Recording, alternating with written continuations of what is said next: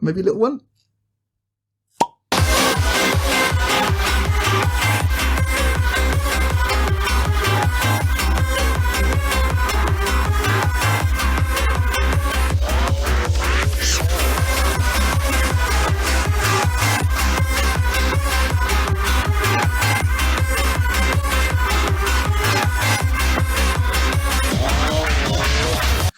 Welcome to the introduction. Welcome to the introduction. Welcome to the introduction. For the introduction to the introduction.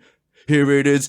Welcome to the introduction for the introduction. Coming up next, it's the introduction. It's the Pot Topic Podcast. Konnichi, what's up?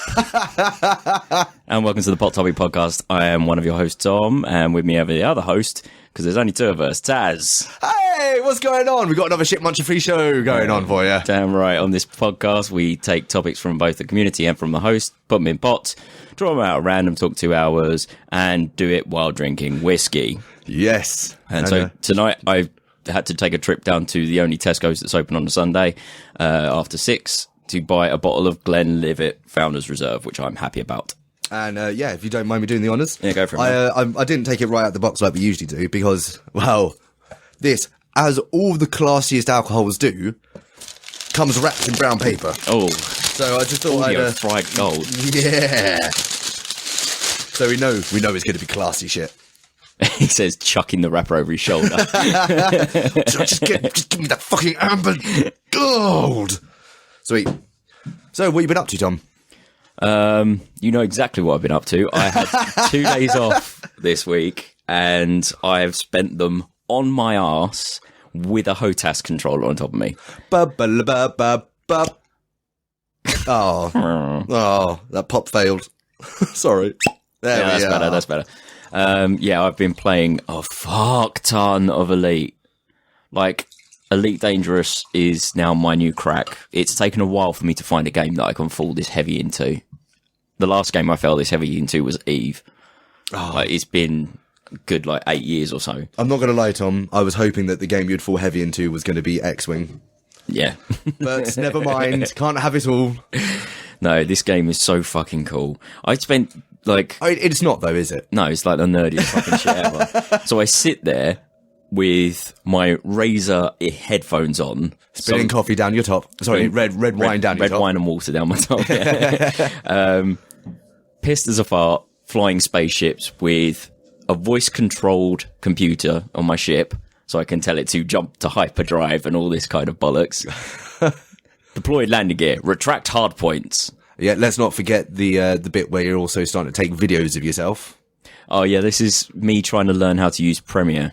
So I've just, on my graphics card, I can just do a quick snapshot of the last 5 minutes, and it'll just do a high-res video output bollocks thing. Yeah. For you to share, and just fucking around and editing all my smoothest and least smooth moments. And you can tell progressively as I get through the recordings that I'm getting more and more drunk and less smooth.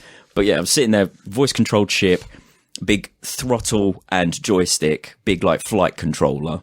Yeah. On my lap, telling my ship to do these things, and all I'm doing is space trucking. I'm literally taking something from one place to another for money.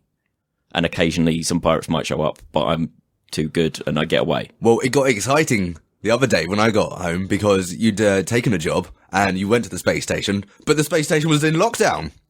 Yeah, and you had a bounty on your head, so you had to go to another space station. Tom, I was at the edge of my seat. So basically, what it was busy work had to happen. Yeah. It's not even that big a deal. But yeah, I had a moment of, oh God, it's taken me 2 days to get to the point where I can buy this new spaceship. I hope it's worth it. Oh, I've just made 6 times that money in under 2 hours because I bought this new spaceship. Oh no, I've fallen into the pit. Oh no, and I've just done that constantly. Anything else? Yes, actually, yeah. I forgot to write this down. One of the guys at work, Sam, sorry, I don't know why I pointed at the corner of the room. He's with us now. Sam! This is your life. Yeah, he left work, basically. He's hated it. He's hated it since I hired him. I've known him for years. He hates our job. Right. Fair enough. But he's so sweet. He bought me a present. I haven't got it here. I don't know. I'm just gesturing. Sorry. He's bought me. And there I am. I'm reacting like the tricked dog who thinks you throw the ball. What? You want it? Shit! Where'd it go? It's don't worry. I'll be right back. I will have that ball. That ball. So yeah, he bought me like this like metal print of Young Frankenstein. Oh, cool. It's fucking awesome. Yeah, metal print of... It's basically like a poster, like a print poster, but it's metal. Oh, sick. Yeah. So I might have to put it up in here, to be honest. Yeah. All right. Very cool. And do you want to hear something that's even more interesting than Elite? Yes. I've got a new annual tradition. I'm going to celebrate on the 12th of September every year, my conception date. Oh, right. Oh. I text my mum earlier today. I was like, was I like late or early, like in the birth gestation period? And she was like, oh, you're 3 weeks early. So I calculated I was approximately 259 days gestating. So I took that away from my birthday, and now I have my conception date. So that's September the 12th, 84. And I plan to celebrate it. Yeah, no, fair enough. I don't know how. This is interesting. Probably buying myself some condoms. Because I'm not going to make the same mistakes as my parents. Next year, I think that falls very close to... I'm not going to celebrate my 31st birthday. Yeah. I think that's like, I barely celebrate my 30th. And 31st, fuck that. However, there is another landmark happening for me next year. Go on. And it falls at about the same time as your conception date. Cool. I need to redo the math on it. But it will be my 1 gigasecond birthday. Hey! Oh, that's going to be a big one. So we could do a joint gigasecond birthday jizz heralding of the jizz day. I think between the two of us. I think that calls for a week-long party, to be honest. Absolutely. Fantastic. All right. You done anything this week? Apart from, like, calculate your own dad spunking in your mum? It's actually been a quiet couple of weeks for me. So the start of the year has been full on in a way it hasn't been for a while, which is like every weekend there's been some sort of party, there's been some reason to smash it. And this kind of actually started around Christmas time. Mm-hmm. So by the time that was done with, it'd been like 2 months of just smashing the hell out of myself. And so I found myself with 2 weeks off, or nice. 2 weekends, two quiet weekends. And I used them. It was night last week. I went over to see Heather's parents for the first time in like half a year. Yeah. That had been a while.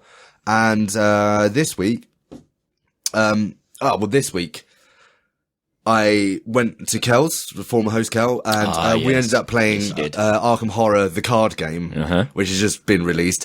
And holy shit, that's a good game. That is a good game. It's a good game. It's a really good... It's really interesting as well. For a card game, it's basically a light RPG. Mm-hmm. So there are characters you will play, and the starter set comes with 3 scenarios. So you each choose a character, and you will play this character through each scenario, getting experience and whatnot as you go along. And also suffering penalties. So, like, if you happen to be knocked out or go, have too much horror on you, you'll suffer a penalty for the next time round. And the first scenario, it was kind of very much sort of stop and start, kind of going back between rule books. We figured out the kind of minutiae of it. Like, we kind of knew how to play the game. It's just like lots of keywords and stuff you need to like keep a handle on. But we played through that, did pretty well. Did very fucking well on that one. Mm-hmm. Well, I did. Kel died. But, so at the end of that, it was like... Isn't it a co-op game? It is a co-op game. And she took one for the team. So that my sprightly little orphan could just wreck this shit that was happening. And, she's a little badass, that one. So that went well, and by the time we were done, we're just ordering a pizza, so the next game was set up ready to go. So the next scenario, and Cal just turns to me saying, "Well, what time do you think it is?" And sort of, I thought about it. Bear in mind, we started at about 3:30, maybe 4 o'clock. And I was thinking, well, I mean, that didn't feel, so maybe, I don't know, maybe that took like 2.5 hours, 3 hours, something like that. There was a lot of going back, but that felt like nice, quick, lots of fun. And it turned out it was like 8:30. So that sort of 4.5, 5 hours had just melted away as we played this game. It was great fun. And then we did not do so well in the second scenario. No, the second scenario kicked Kel's ass. And I came and saved the day, but we didn't, we didn't do as much as we perhaps wanted to. But because we did so poorly, I really want to play the third scenario just to see how much of a shitstorm that's going to be. Yeah, I bet. And then, there's like the Fantasy Flight Games who make it. It's a living card game, so they're going to keep releasing new characters and scenarios. That's and good. It seems to be a bit of a trend now to do the living card games, but there's so much more palatable than collectible card games. Yes, they're not a absolutely. money sink as much as. And this isn't quite a living card game, because it is. You're just going to be buying new scenarios. You're just kind of buying new source books, essentially, if you make an RPG reference. No, that's wicked. Cool. Also, just over the past couple of weeks with the new phone, I'm finally making good on the promise I've been making to myself for the past 3 to 5 years, however long it's been. Yeah. But whenever I started making this promise to myself, it was because my CD player done brucked.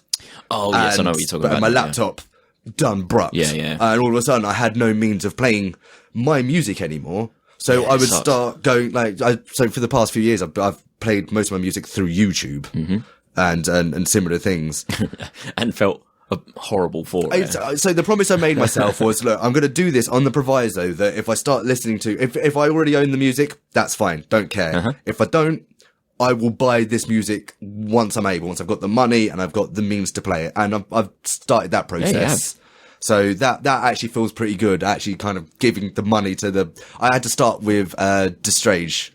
Are you kidding me? No. Yes, because I have rinsed that album. Yeah, tell me about it. Since I first encountered it, and it's like, yep, no, they definitely get first pull. I was inspired by you because I was like, oh no, I'll go and listen to this album, and then I realised that I've just subscribed to it on iMusic. I haven't actually bought the album, right? So then I've gone and bought the album as well. Yes, no, good. They deserve that money. Yeah, fucking right, they do. So I've gone through that. There's been some films that I actually really want to talk about. Go for it. Firstly, I would just like to say, however this goes, I'm very tired because Thursday night I did my first kind of solo wardship of the theatre on an overnight shift. So I was there kind of more or less by myself for most of the night while some work was done to the set on stage. This was my first time. I was left in charge. Completely in charge in a theatre that this book that we got there describes as fuck Drury Lane. This is probably the most haunted theatre in the West End. And as you can imagine, Tom, I was absolutely covered in the undead for the entire night. So I did the overnight and then I had to go back in the next day. It's like for the show. Limelight. I had to go back in the next day for the show. Because the deputy he's done his back, and I haven't quite recovered. So very, very tired. But while I was there are some movies that I saw that I'd really like to talk about. Go on then. Hush. Fuck me. If you're into horror, watch Hush. It's on Netflix right now. Is that like the slasher horror? It is a slasher. Yeah. But if you imagine every slasher as an individual, that your average slasher would be attending art college and spending their days smoking weed and wanking into socks. Right, yeah.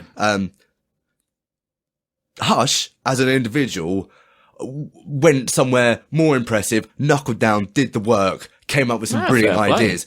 I don't want to talk too much about it because I don't want to be one of those things of hype it up and then when you get to it, have it overhyped and it doesn't live up to that expectation. But I was supremely impressed. Cool. The basic story is sort of locked house scenario. Killer outside the house scenario. And the main character is deaf mute, thanks to meningitis when she was much younger. But she's a writer who lives alone in the woods. And this chap comes along, masked killer, and So she's deaf mute. So already you've lost one of the great staples of the horror film, which is the screaming. And it just makes it worse, Tom. Jesus. It makes it... that is masterful. Absolutely masterful the way it's used. Other than that, watched Ex Machina. Yeah, I need to get around to watching that. Yeah, you'll love it, mate. You'll love it. Or you'll react to it in the same way that you did with Black Mirror. Yeah, it's just another shitty AI Turing test story. I fucking see that in Metropolitan. Which I've been rereading, though, last couple of weeks after bringing it out in the last, 5 episodes. And then followed that up with Kingsman, which is the sort of comic book, based on a comic book. Very camp, ludicrous, wonderful, just spy spoof, effectively. I was absolutely blown away. I was expecting something watchable, and I got something just so much fun. Good. But of all of them, if you're into horror, for fuck's sake, go to Netflix, watch Hush. I might do that tonight. Fuck it. And then, other than that, today I was over at Beck's, who we know, Beck's Trista. Trista Bytes on YouTube. Absolutely. Yeah, I was over at her place helping her with a bit of constructing her studio. It was insulation today, so I've still got foam in my eyes. Wicked. Yeah, but at least it was foam and not fiberglass. Yeah, there we go. Cool. Yeah, I think that pretty much just wraps it all up. Shall we do a fucking show? I suppose we better. All right. We've got the microphone set up and shit. So. Yeah. Time for another Shit Muncher free show. Let's go. All right. I don't think you've gone first for a while, I don't Tom. think I have. Right, one from the host pot. Absolutely. Da da da da da da. Da da da da da da. Da da da da da da. Da da da da da da. Da da da da da da. Da da da da da da da da da da. Cool. Well, this one's from Beth. Favorite childhood toy or pastime? Or pastime. Well, I mean, so when we, okay, let's put a line on it. Mm-hmm. What's included in childhood? Let's say prepubescent, probably. Prepubescent. Okay, fine. Favorite toy? Possibly the Taz beanie I used to have. I got a lot of mileage out of him. A Taz beanie? Yeah, like Tasmanian a beanie baby devil thing. Yeah, Right, okay. not like a beanie of myself. I was going to say a hat or something. No. I got really confused. Yeah. No, I'm far too working class for customized tie beanies. So what out of interest is it about that toy? Why did you play with it so much? Maybe because it was my namesake. Also, it was only beanie in the arms. And the main body was fluffy. It was just filled with fluff. Oh, so it just had enough heft that you could lob it as. Oh man, you could get a wicked spin on that motherfucker and just send it flying. Like, nice flat disc. And it just held up to whatever punishment I threw at it. He held up and just, wonderful. Awesome. I'm trying to think, I had a lot of turtles and action figure things, but I'll tell you what, kind of explains a lot of my gothness. I had a skeletal warrior thing that had 8 arms, and I recently rediscovered it by finding something random on YouTube, and it was called Skeletal Warriors or something like that. Okay. And it's just literally, a multi-armed skeletal warrior. I never watched the cartoon. Apparently there was a cartoon about it. There were other figures. I remember buying it. Went to Woolworths in Sidcup and went, that looks cool. I want that. And my mum actually bought me a toy for once. Hey! I used to play with that for fucking years, and I had no reference of what it was other than it looked fucking awesome. Yeah. Other than that, I don't know, pastime. Pastime is easy. Yeah, go on. It's I wouldn't be able to put a figure on either one. I think maybe the early one snags it because we're cutting off at puberty, but it would be either the SNES or the N64. Yeah, I was about to say something like that. Those were my primary that was what I did with my time. Yeah, I played a lot of PC games, adventure games mainly, like Sam Max Hit the Road or Day of the Tentacle. I also did have a Game Gear, which was my main console through my youth. Poor me. Yeah. I've recently been playing a few of those on RetroPie, though. That's been pretty good. Going back and trying to remember how to play these old games. Finding an old Japanese-only Donald Duck game. You saw me playing it the other day. Yeah, I remember. Donald Duck and the Lucky Dime. And I've memorized, like, it's a pattern recognition game. It's just burned in there. There is no way of getting through the levels unless you memorize, like, an enemy's going to come from this direction at that time. I can stand here on the screen and hit it or miss it. And I got through 2 of those levels in, like, 2 minutes. Like, it was ridiculous how it's burned into my brain. Yeah. Yeah. No real surprises there, really. No, absolutely not. Yeah. I'm doing this. Unfortunately, we've hit another topic that's reliant on my memory. Yeah. Which is garbage. It's hot. It is a dumpster fire. Well, let's add some fuel to the dumpster fire. The whiskey's very nice, by the way. Very nice. Actually. There's something wrong with my mouth at the moment. Everything tastes wrong. But I'm sure I'll lose that after the first couple of glasses. Oh, yes. I mean, did I ever... I'm sure I must have brought it up before. But there was a game when we were very young. There was a game Freya and I used to play when it was bedtime. Mm-hmm. And we had bunk beds. She had the top bunk.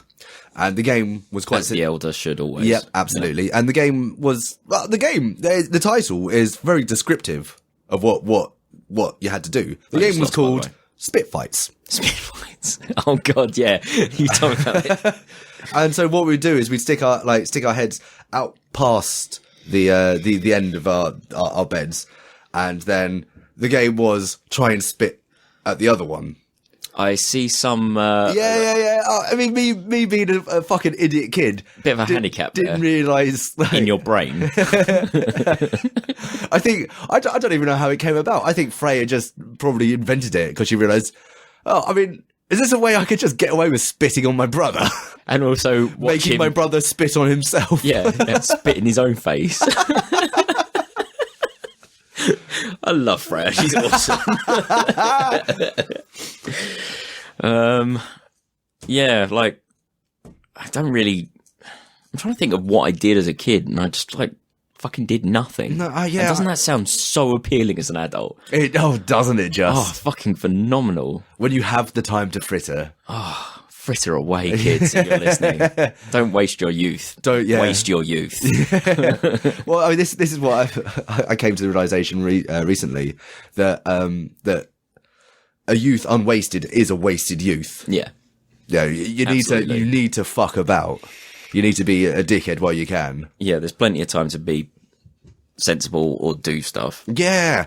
Medicine has given us that gift of retiring at 70. Damn you, medicine. Can't just die at 30. Oh, too late. Yeah, cool. Next topic then? Yeah, absolutely. Let's go from one Beth. for Sophie's choice. One from the community chest. And I have this one. And this one, Tom, once I've finished unfolding it, will provide the following topic. Have you ever suffered buyer's remorse? This is from Captain Sickbeard. You all right, Dom? Buyer's remorse. Yes, actually, don't put that back in there. This week, in fact, almost for a second before. But, so, part of the whole music thing was, like, I got the 32 gig Google Pixel, thinking, like, fuck it, like, I'll just get that one so I don't have to pay any money there, and then I'll just get a 128 gig micro SD, bang it in there, and then I've got all the memory I need. Yeah. Not a problem. The thing turns up, I've just spent 40 quid on it without even thinking. The thing turns up, and I have a look at my phone, and then I realise there's only, like, there's the slots where the SIM goes.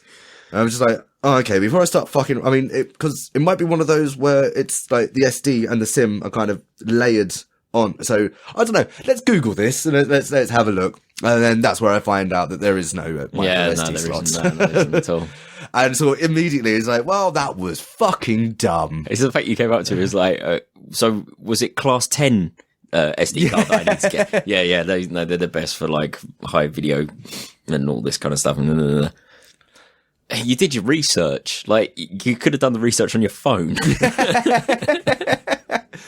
So yeah, the second I found that out, it was just, and Heather was in the room with me while I was kind of doing the search and reading up on it, and like I just my phone doesn't have the micro SD slot, And Heather just goes, well, most phones don't. And that surprised me, because I've just come from having a Sony, which does, and I just assumed that was the natural state of affairs. No, I guess it's kind of the idea of we can sell them a new phone that's got more space for more money. Yeah. So they don't really give you the option anymore, which is kind of shitty.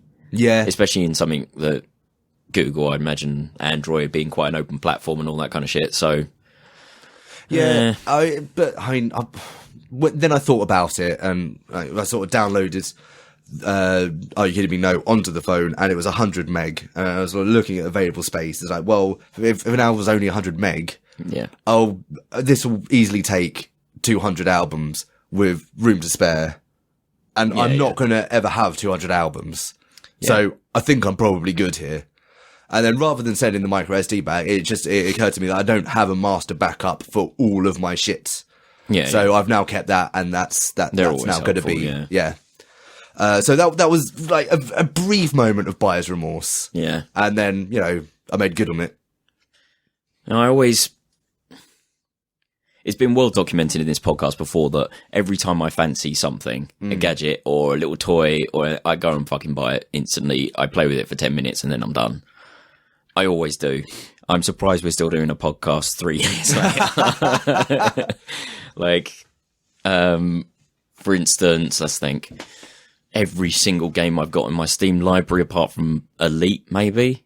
Looking at it, it was like, looked at the other day at how many hours I played of all my games on my library, and it was like 60 hours, 70 hours of Elite or something like that. No. And then Plants vs. Zombies for some reason was at the top of like 100 hours or something, where I'd obviously given out my password to someone. And like the third game was one that you looked at it, oh, that's weird, because that's only like a 20-minute game. Love. Yeah. It's a very small indie title. It's literally a platformer that lasts 20 minutes.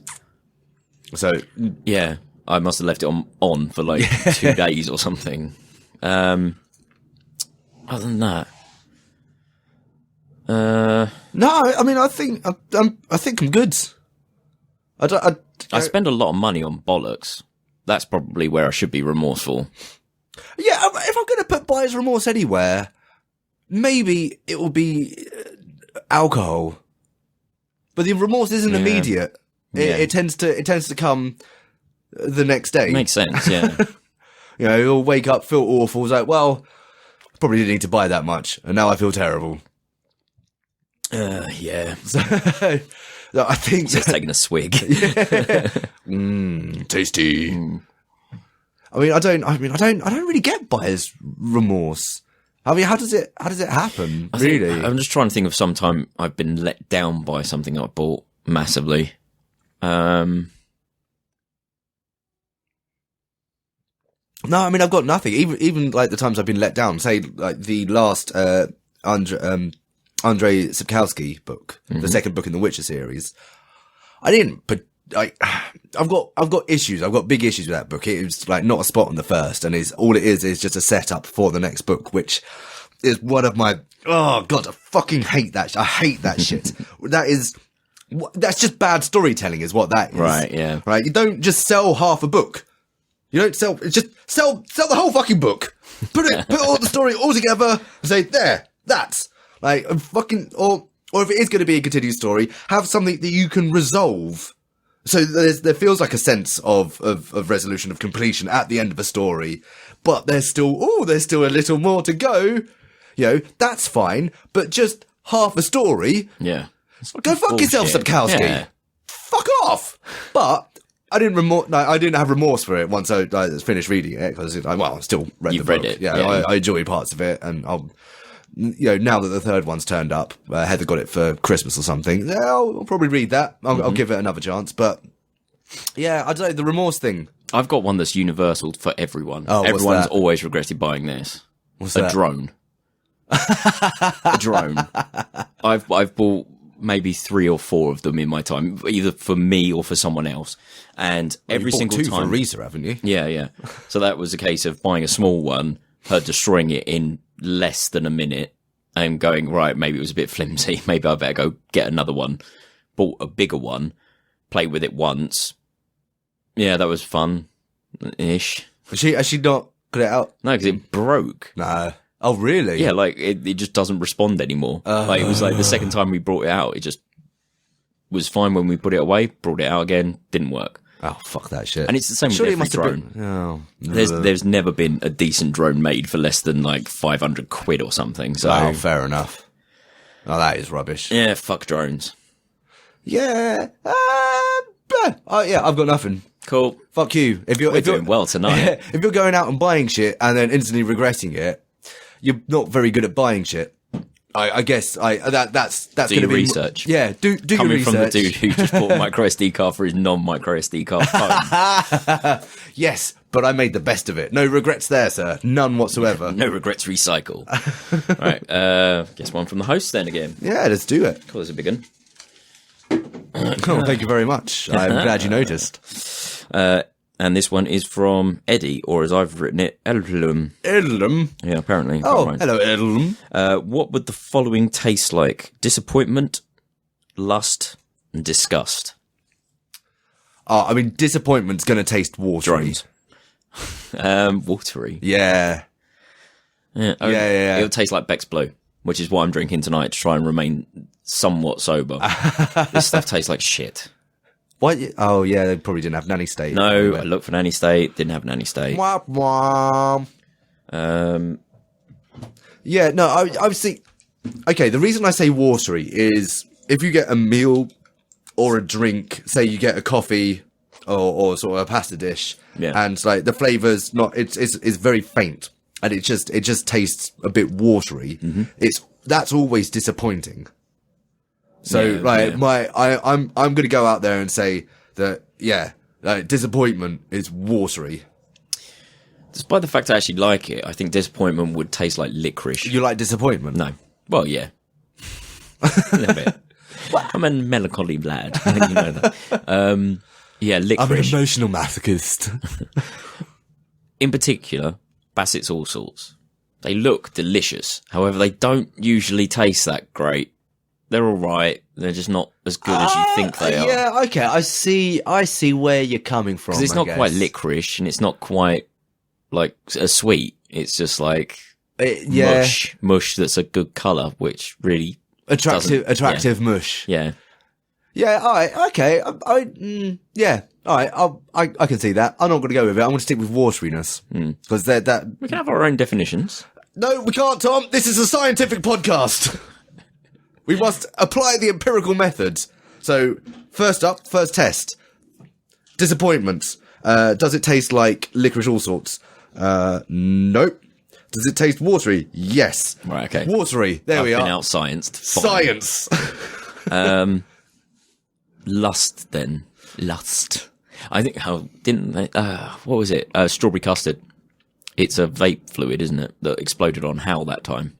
What? Really? Remember when Hal came in that sexy white t-shirt to a recording? Oh, yes. Yeah, and the vape liquid exploded on him. Yeah, that was when it was lust. I mean, lust has got to be a little bit salty. It's got to be salty. Sweet. Maybe it's chocolate covered pretzels. Sweet and salty. Oh shit! Yeah. Okay, yeah. I'm liking that. I'm liking the balance of sweet and savoury. I think that's the way to go. It's got to lust. It's got to have nuts. It's a Snickers bar. Lust is. I reckon like whatever it is, it's got to hit all of the flavours. Mm-hmm. Yeah, there's got to be umami. It's like umami.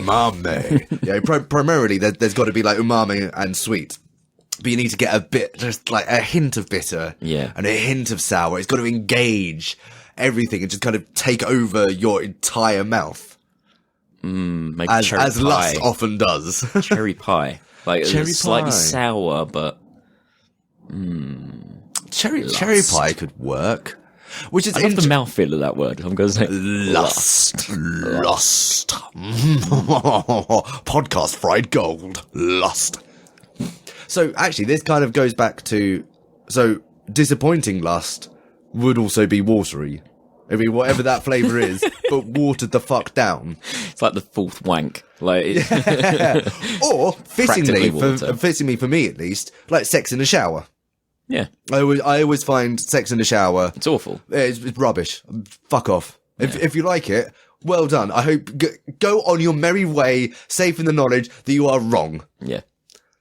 So yes, I feel that backs up that, puts another tick in the Watery column for disappointments. Thank you very much. Have you never had sex with an all-sort? Like, seriously, that's disappointing. No, Bertie looks so seductive on that case. Not an all-sort. I have had sex with some of those Swedish licorice pipes. Oh, spunk. Oh, they are called spunk, aren't they? Yeah, no, I mean, it took like 3 days with a pneumatic press to straighten my dick out again. But, I mean, other than that, it was interesting. It was when I started, yes. And by the time Saturday rolled around, I was all good to go again. Ready to party. Ooh, yeah. All right, then, disgust. Disgust? Ah, shit. That stumped me. I mean, I predominantly it's going to be a sour flavour, I reckon. Like, just kind of what? A wheat germ grass drink, like with loads of kale in it, like one of those really herbaceous, like it tastes like a lawn, and mud. Oh, see, okay. When you added the mud Smoothie, to that cocktail, like wheat germ grass, it just no. Just dries your mouth out as well. I've never tried it. No, don't. Like, especially like those concentrated shot things, like you get a health bars and stuff like that. Like, it dries your entire mouth out, tastes like grass and mud, and just leaves you thirsty. It's like the opposite of what a drink should do. What's it supposed to do, wheatgrass? It's supposed to be like this huge vitamin boost, which is another fucking topic, but fucking vitamins are bullshit. Well, no, vitamins aren't. No, but you get because we have a decent enough diet in this country. Yes. We get all the vitamins we need. We don't need supplements or additional things. No, true. So it's bullshit to start with. Because it's only going to be in rich countries that they're going to take shots of wheat germ grass because that's fucking bullshit. I think that's disgust. I think you make a good case there. You make a good case, but I think it's going to be watery again, isn't it? I mean, no. Is it going to be watery? No. I don't. I mean, this is going to be like. I mean, disgust is going to be intense, perhaps more intense than lust. That moment when you've put your deodorant on, spray deodorant on in the bathroom, and then realise you haven't brushed your teeth yet, and you have to stand in there and brush your teeth with your mouth open and just get all these aluminium ions in your mouth. No, yeah, very close. But you've also just had a shit. Oh yes, brushing your teeth in the same room where you've just flushed a shit away is. After having several wheat germ shots, and it just stinks at that as well. What the fuck does that taste like? Well, like disgust, obviously. Scientific method, we need to do this double blind right now. Although, maybe counterpoints, disgust could also potentially taste like green tea and milk. We don't know yet. We don't know. We don't know yet. Also, like maybe I feel like there might be space for yak butter. I've heard things about yak butter. Yeah, I couldn't tell you, mate. That sounded suspicious. Nope, no yak butter, me. Oh no, sir. Never touched it, Gov. Certainly don't use it to treat the leather of my shoes. Whoop. And then eat them. Yeah, I think we got to the bottom of that one. Yeah. Bottom. What that tastes like. Anyway, moving on. Disappointment, lust, and disgust. All three in one. I could tell you a story on that one. I think it's been on the podcast many times. Right. Come on then. Let's have another one. All right, cool. I Here we haven't go. written down any of these fucking topics yet. They're so dumb.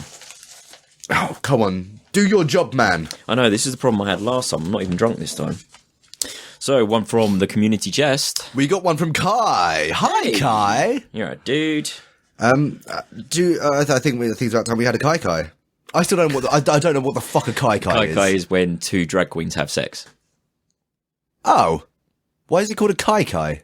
Well, because it's a specific sexual act. Everything that's a specific sexual act has a name. Yeah, but I'm just wondering I don't know where the etymology of it's from. Oh, Do we need to look this up? because that's very important scientific knowledge. Absolutely. Absolutely. Sorry, Kai. We'll get to you in a second. We just need to find out where the term Kai comes from. Do you even know how to spell it? Yeah. Good. Right. Kai etymology. Can you read that over my shoulder rather than me doing it out of a mic, or shall I just shout it again? I cannot.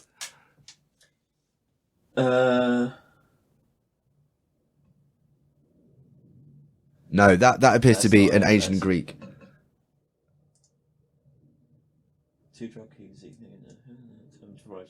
The term derives from the American slang term kiki, which is a general term used for gay men laugh, giggle, or joke around with each other. Right. I don't know why. Okay, it's fair funny. enough. So they took kiki and turned it into Kai. Yeah. So we're going to have a Kai. Let's have a Kai. Cool. Anyway, Kai. Kai asks, this is a good one. If you had to go back in time an unknown number of years, what 3 things would you take with you to optimize your chances of survival? Okay. Okay, so I'm going to have to go sensible first, like pure survivalist, based on the fact that human sort of civilization has only been around for, 5,000 years or so. Yeah. And then maybe like another 5,000 years grubbing around in caves or whatnot. Mm-hmm. Most of like the time you could go back is going to involve no humans, no civilization whatsoever. Right, I see what you're saying. It strikes me that the most useful things you could take would be a really bloody good knife. Yeah. Something to make fire. Yeah, flint and steel or something. Although, I mean, I suppose if you got a knife, you can do the wood. Yeah, you can do some of the wood tricks. You just have to learn quickly. Yeah. So, like with the fire bow and whatnot. I don't know. Maybe something for filtering water. Yeah, absolutely. And A towel. A towel. Of course, a towel. Yeah. Of course, a towel. Yes. Always know where your towel is. So knife, water purification, towel. But if I want to think sort of more outside the box, not so much for my survival, but one of the things I would take would be Donald Trump. Just to get that the fuck out of the way. So like everyone who's left behind. I'll fall on this grenade, ladies and gentlemen. See you later. I'll take him back. I like at that point, traveling food store. Which, of course, you won't tell him. Or, I mean, food store / I imagine I could probably run quicker than him. So... Yeah, distraction, decoy. Yeah, absolutely. And also, that kind of sorts out this time period. Mm-hmm. A little bit. Or would I take Putin? No, Putin would probably kick my ass. Yeah, so it's a bit too much of a struggle there. Sorry, guys. Sorry, everyone. You're going to have to deal with Putin for the time being. I'm just one man. I can take on one fascist at a time. Seriously. I would take... porn. So Donald Trump and porn. And then... Well, now that is an interesting one. I'm going to have to go towel again. Donald Trump, porn and a towel. That's pretty good. It's pretty good. I mean... It's the unknown. It's knowing the unknown bit of this topic that's just not... I take that fucking balloon that's in the corner of the room, because that seems to have survived fucking forever. We have a Halloween balloon stuck up in the corner of our shed. Yeah, there's been up here there since Halloween. Yes. Oh, sorry, I forgot to say this is a recording done on the what's the date? Something. 26th of January for release February, that's the one. For release on the 4th of March. Smooth. No, the 5th of March. Done. But, I mean, this Halloween balloon was blown up at Halloween. Yeah, and it's been there. It hasn't deflated at all. So I've got a theory. Yeah, go on. If you took that back with you and it survived, at this point, if you were to undo the knots and inhale that air... That would probably grant you... I think that's an invincibility sack right there. I see. I think that, that's our kind of Orange Jack Skellington inflatable power star. Well, see, effectively. The last time I went back in time, an unknown number of years, I did actually take it with me. I didn't need it. So I just put it back there and then travelled back to the future. So it's actually been there 6,000 years. That's impressive. Yeah, in that very exact spot. Yeah. Oh, and I just somebody thought to build a shed around it. Yeah. I'm super impressed. Super impressed. Okay, cool. So we're I going to take tricks from H.G. Wells, man. Come on. So we're going to take this. We're going to take this invincibility balloon. Some form of nicotine, clearly. He says hoofing. No, see, I don't know. I think I'd probably take the opportunity to not take anything nicotine based, so that in those initial week where especially those first 3 days, High wired, where you're more likely to die than any other time. Those first 3 days getting through that's going to be the difficult bit. Being frustrated and angry and ready to punch shit to death. Mm-hmm. That's probably going to aid your survival. Yep. So what if you went forward? No, it only says go back. Yeah, I know. Well, I can't think of anything to add to that. Wait. I think, it's 3 things. We've got to limit this ourselves, haven't we? Rope.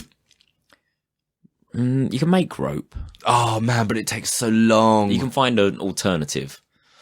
Yeah, but I mean, I don't know if I could wait, Tom. If I go back, say, look, Donald Trump's so full of shit. His bowels are clearly distended and longer than the normal average human being. So you could just use his overly long intestines for rope. This is true. This is true. Knife tail Trump. I mean, cause, my problem is I need something say I went back sort of 50,000 years if they are around then. I believe that's kind of the age of the mega beasts. Mm-hmm. And you've got things like the megatherium, you've got things like the saber-toothed tiger and the woolly mammoth. I don't know that I could wait to make a rope or find some sort of replacement. I need to lasso something and turn it into my mount immediately. How about we count, as D&D has taught us well, we count one item as many. So we just take an adventurer's kit. Ah! Yeah, every fucking adventurer on D&D is taking an adventurer's kit. I like your thinking. There you go. So we've cool. got 100 foot of rope. It's the main thing that's always in there. Well, I can't never remember what else is in there because that's the only thing that ever gets used from an adventurer's kit, to be fair. But I mean, in an adventurer's kit, you could have a knife, you could have an axe, you could have. True. Importantly, you could have a whetstone and a first aid kit. You always have fire device. Yeah. Yep. So flint and steel. Yeah. Okay. Cool. Sweet. Okay. So invincibility balloon, towel, would go in the adventurer's kit. That's all right. Yeah. So at least a flannel. So we've got the invincibility balloon, the Jockstrap Studios invincibility balloon. We've got the adventurer's kit, and we got Donald Trump. Done. Sorted. Kai, I hope you're happy with that list because you're now being sent back unknown number of years. Good luck. Have fun with Trump. Well nominated. Right.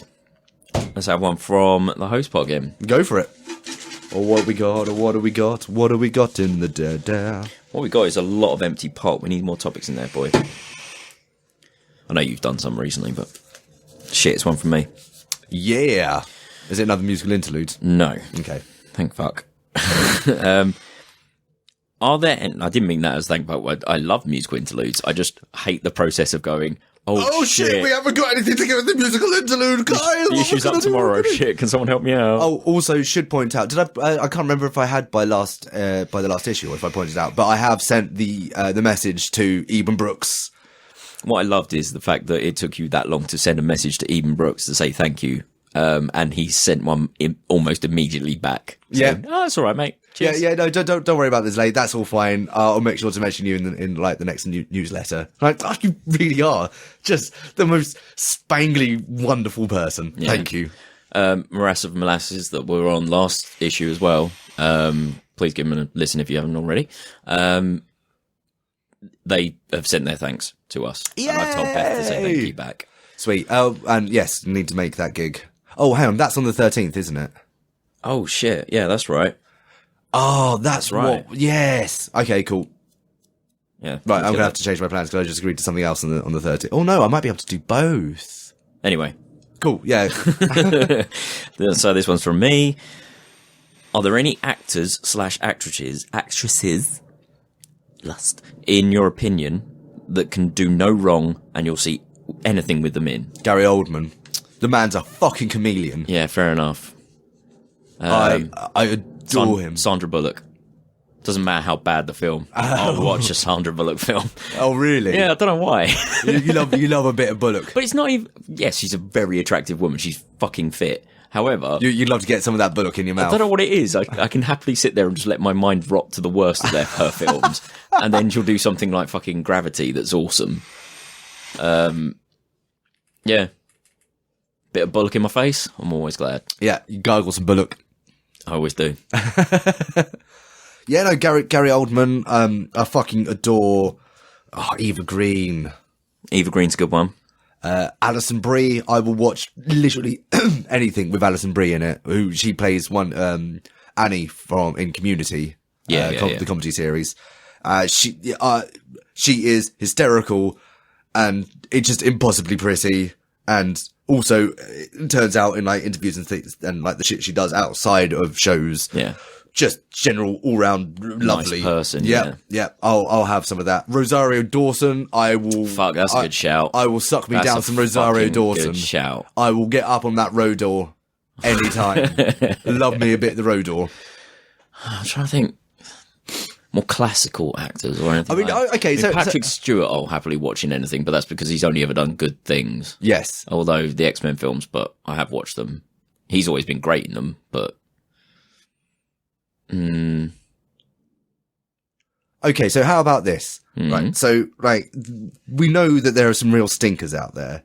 There are some terrible films that maybe could have been good, but there are films that are always going to be terrible. Yeah. Like effectively, they're worse than dumpster fire. They are a charred Hiroshima shoe circa late 1940s. I've got those. Of a film. Yeah. So, can we think of any of those films that our picks, if we're in, could have improved? Okay. I'm trying to think of absolute. So, for instance, would Patrick Stewart improve Birdemic? Oh, yeah. Absolutely. Oh, Birdemic is, I don't know if we've mentioned it much on the podcast before, but it is the worst fucking film I've ever sat through. Thank you very much, Black Dog Podcast, for making me watch that a second time, just so I could keep up with you. That film is basically Hitchcock The Birds with bad American actors on such a budget they're using clip art monster birds that have no representation of scale or shadows or like anything. There are no special effects. There's just special effects. You've just got to imagine. You've got to imagine it looks good. It's hard to imagine it when every single actor is not only chewing the scenery but wooden at the same time. And I don't know, ridden by Clippy, the clip art paper clip. Fucking abysmal. But Patrick Stewart could pull that shit off. Captain, my captain. He could pull that off. I'd watch Birdemic with Bullock in it every day. I'm trying to think. Oh, Stewart and Bullock in the same film. Oh. Fuck yes. I'm trying to think. Like, what? Okay, what is the worst film you've seen recently? Paul Blart Mall Cop 2. Oh, I still haven't had the displeasure. Yeah, it's well worth watching. Yeah? Yeah, just purely so you can listen to Till Death Do Us Blart podcast. Oh, yes, of course. That's just fucking hilarious. Oh no, I think I've fallen into a trap where I've gotten too picky about my films, and so they've all been... It's because we're getting on in years now, man. We're getting more experience. We're past the 3-0. Like, our time is precious. So we have to sit there for 50 hours over our 2 days off and play Elite.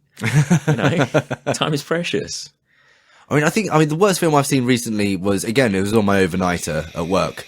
And I thought, well, as I'm here, might as well watch like a proper horror story. And there was one on Netflix called Demonic. Okay. Which is all about a house that's possessed and some kids go there. There's been a massacre long in the distance and, long in the past. And kids go there to sort of explore it because one of them has a link to it. And then what happens is a complete and unmitigated waste of everybody's time. Yeah. It's not like, we're not talking like irradiated Hiroshima shoe circa late 1940s terrible. But it's more beating up Chuck Taylor's terrible. If I could have drunk that film it would have been Watery. Cool back. Bring it back.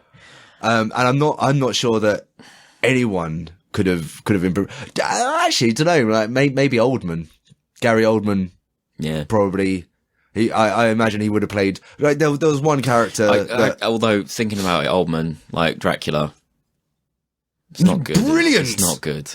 Oh, that was one of the other films I saw. Was Dracula Untold?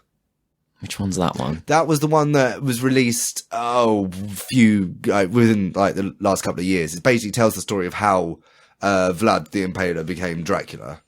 Right, the origin story. And yeah, it kind of takes Dracula and tries to turn him into an anti-hero of sorts. Fucking hell, really? Yeah, it tries to make Vlad the Impaler an anti-hero. Well, like, because the reason he goes vampire in the first place is because he fucks off the Turks, and like Transylvania can't stand up to them, so he goes to where he knows there's a monster in the mountain somewhere to get like. Give me power, and then everything just kind of goes progressively more and more wrong from there. Yeah. So it all came from a good place, guys. I've got another shit film we can try and improve. Okay, what's that? The Forest. Have you seen that yet? I did watch that recently. Actually, so bad. Why is she playing twins where two of them have different fucking colour hair? So you think about it, yeah. One has black hair and one has blonde hair. Yeah, so that you can tell them apart. Right.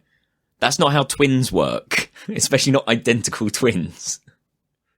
Well, I suppose in fiction I can kind of understand, because there was one significant bad film though as well. That's just like one of my nitpicky bits, but it is a bad film. It's not great. No, it's fucking abysmal. It's not great, despite the fact it had Natalie Dormer in it, trying her best. Again, I'm not a big fan of Natalie Dormer, but I like Natalie Dormer. She's all right. You put Chris Pratt in there, that'll be good. Yeah, absolutely. Yeah. Chris Pratt's another good actor. That's a very good point. And if you had Gary Oldman playing the Japanese guide... Yeah, right. No, actually, he was one of the best. He was one of the few characters I found least objectionable. Yeah, to be fair. The fucking, like... No! Man. So how about this? How about this? You have Gary Oldman playing the creepy Japanese schoolgirl spirit.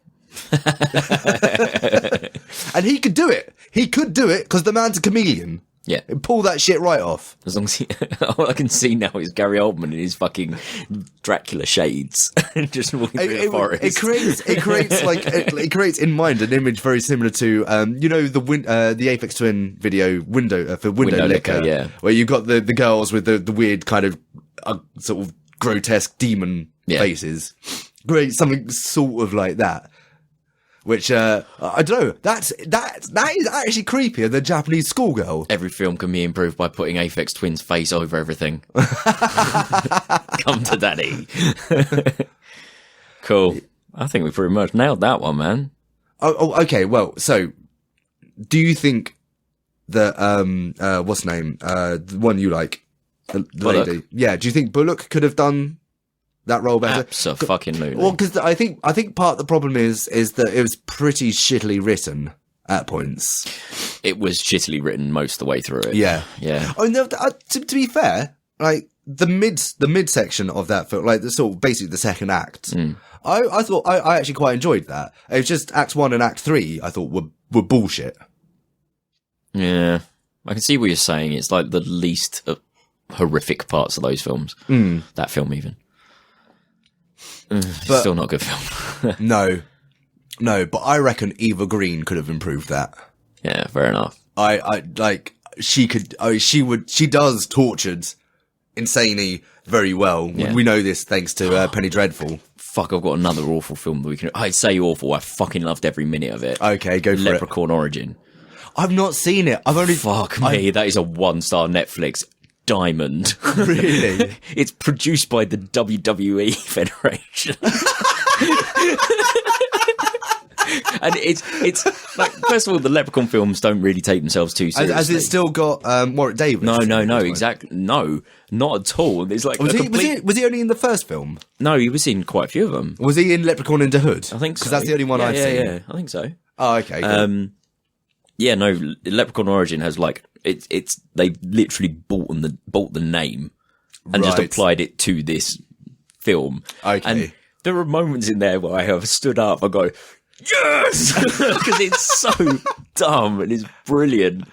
Please go watch it, everyone. Okay, I might have to watch it. So much fun. Might have to watch it then. I want to buy the DVD. That's how much I liked that film. It's fantastic. But I think if you had some serious actors in there hamming it the fuck up, it would be even better than like these no-face. To be fair, not too bad actors and actresses, but replace them with a decent cast. It would be a blockbuster. That film would have been amazingly good. Okay, cool.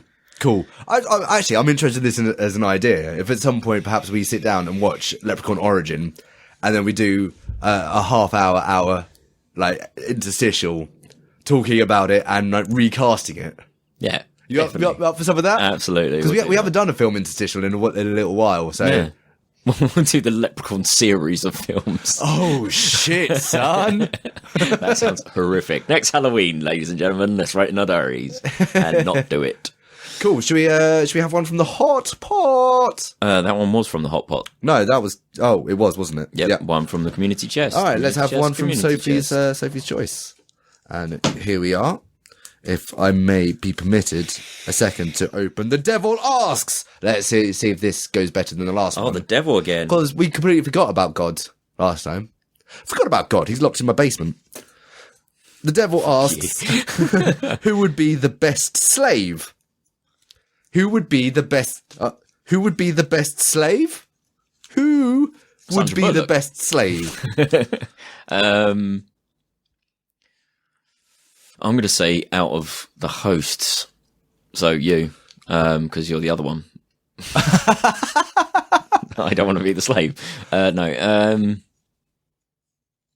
I mean, I'm going to say you because you don't grumble out loud to the people it concerns. So I'd never know about your suffering. No, I just suffer. You just get on with it and then grumble in your own time. Yeah. Which is exactly what I wouldn't be paying you for. I don't know. They're slave. Okay, right. I don't know. The Egyptians had it, right? Okay. Here we are. Samuel L. Jackson. Why? Because it's fucking Samuel L. Jackson. Yeah. It wouldn't take long before he teaches you the errors of your ways. Yeah, fair enough. You couldn't help but relate to, sort of build a relationship with, and then learn how all this slavery bullshit is bad if it was Samuel L. Jackson. Okay. Best slave? I don't even know where to start with that. Quick. Okay. Maybe it is Boba Fett's ship. Slave 1. Slave 1. Why is it called Slave 1? There must be a story behind that. I'm not. I have no idea, and I don't care. You know so much about the ships now. Yeah, that's fucking miniatures game. that bit's beyond me. Yeah, fair enough. I simply don't care. I assume because it, like the Fire Spray 31 was designed as prisoner transport, perhaps for slavers. Let's go with that. Yeah, that seems reasonable. And also in the game, it fucking kicks ass. Yeah. Did you know? That's something that it does. Sorry, who was this again? It was the devil. Who would be the best slave? Trump! It would be Donald Trump! We've got to have like a sound effect that goes with Trump every time we play it. Like, yes, it's a quack followed by a fart. yeah. Wicked. Lovely. Yeah, no, it'd absolutely be Donald Trump because I wouldn't care. No. I simply wouldn't care. Subjugate that fool. Oh, I would subjugate the shit out of him. Oh, just with his tiny little hands and like if all up because I do have a conscience. He'd be useless though. Nah, you fucking beat him hard enough. He'd talk the talk. He'd say he's the best at it. Whatever you told him to do, yeah, he's the best. No. Because you're never too old for negative reinforcement. If he doesn't do something right, fucking just annihilate, learn lesson, do again, doesn't do, annihilate, learn lesson, doesn't do, annihilate. No. You're missing a vital step in this cycle. Annihilate, doesn't do, says he did, and then carry on. And then you get the satisfaction each time before whipping him to shit with a chain of going, that's fake news. Whip, smash, fuck you. And also, it's one of those that, like, because I do have a conscience, eventually it will try to intervene and say, look, this is wrong, you can't do this to another person. And I think I'd just have to go back and watch some videos and go, Refueled. you're right. I couldn't do it to a person. I'd need someone to prove to me that he is. I had a bit of an internet chat on some Facebook community. I think it was the Comedy Button community thing, where we were basically having a bit of a political discussion about, isn't Trump dumb? Right. It was a video that was him basically saying he's the best at everything. Is the one that's gone viral recently. This is like the 28 things that Trump's the best at. Yeah, exactly. And we were having a discussion about, like, why does he feel this way? And it's just like, no, you're missing the point, though. How glorious must it be? I'm so jealous. I wish I was him, because I get to go just the complete delusion of grandeur and still be great. Still be the leader of the free world. Can you hear my ear bunny quotes? Oh, I tell you what, this was awesome. This was fucking amazing. When I turned up to Kel's yesterday to play Arkham Horror, the card game, but by the time I got there, she was watching something on YouTube. What she had tried to watch was 50 Shades of Grey. And I don't think that was particularly successful venture for her. So instead, what she ended up watching was essentially, on YouTube, you can go find it. It is the album, Pink Floyd's Another Brick in the Wall. And all the footage is Trump related. Okay. And it's fucking awesome. Okay. It's horrible. Cool. You'll feel terrible the entire time, but you'll also be laughing the entire time. It's very clever. It's a whirlwind of, it is brilliant. Go check that out. Definitely. And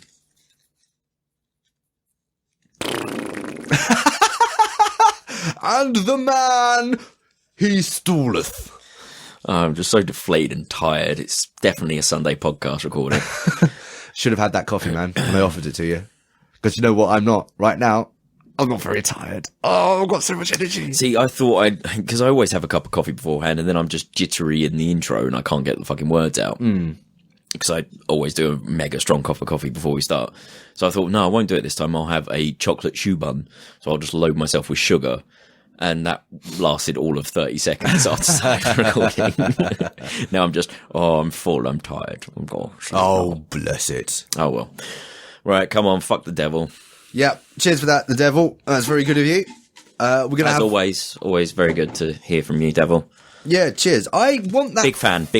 Like, you still owe me that $5, you son of a bitch.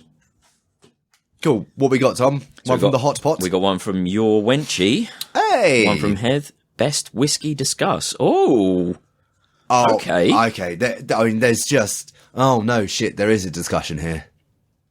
I was about to close things down with the Jura Superstition. But that's a very good fucking whiskey. That's my, that's my session tipple, because I fucking adore it. However, I think the best whiskey I've ever had might not even exist anymore. Well, go on. The Oichi 8. Okay.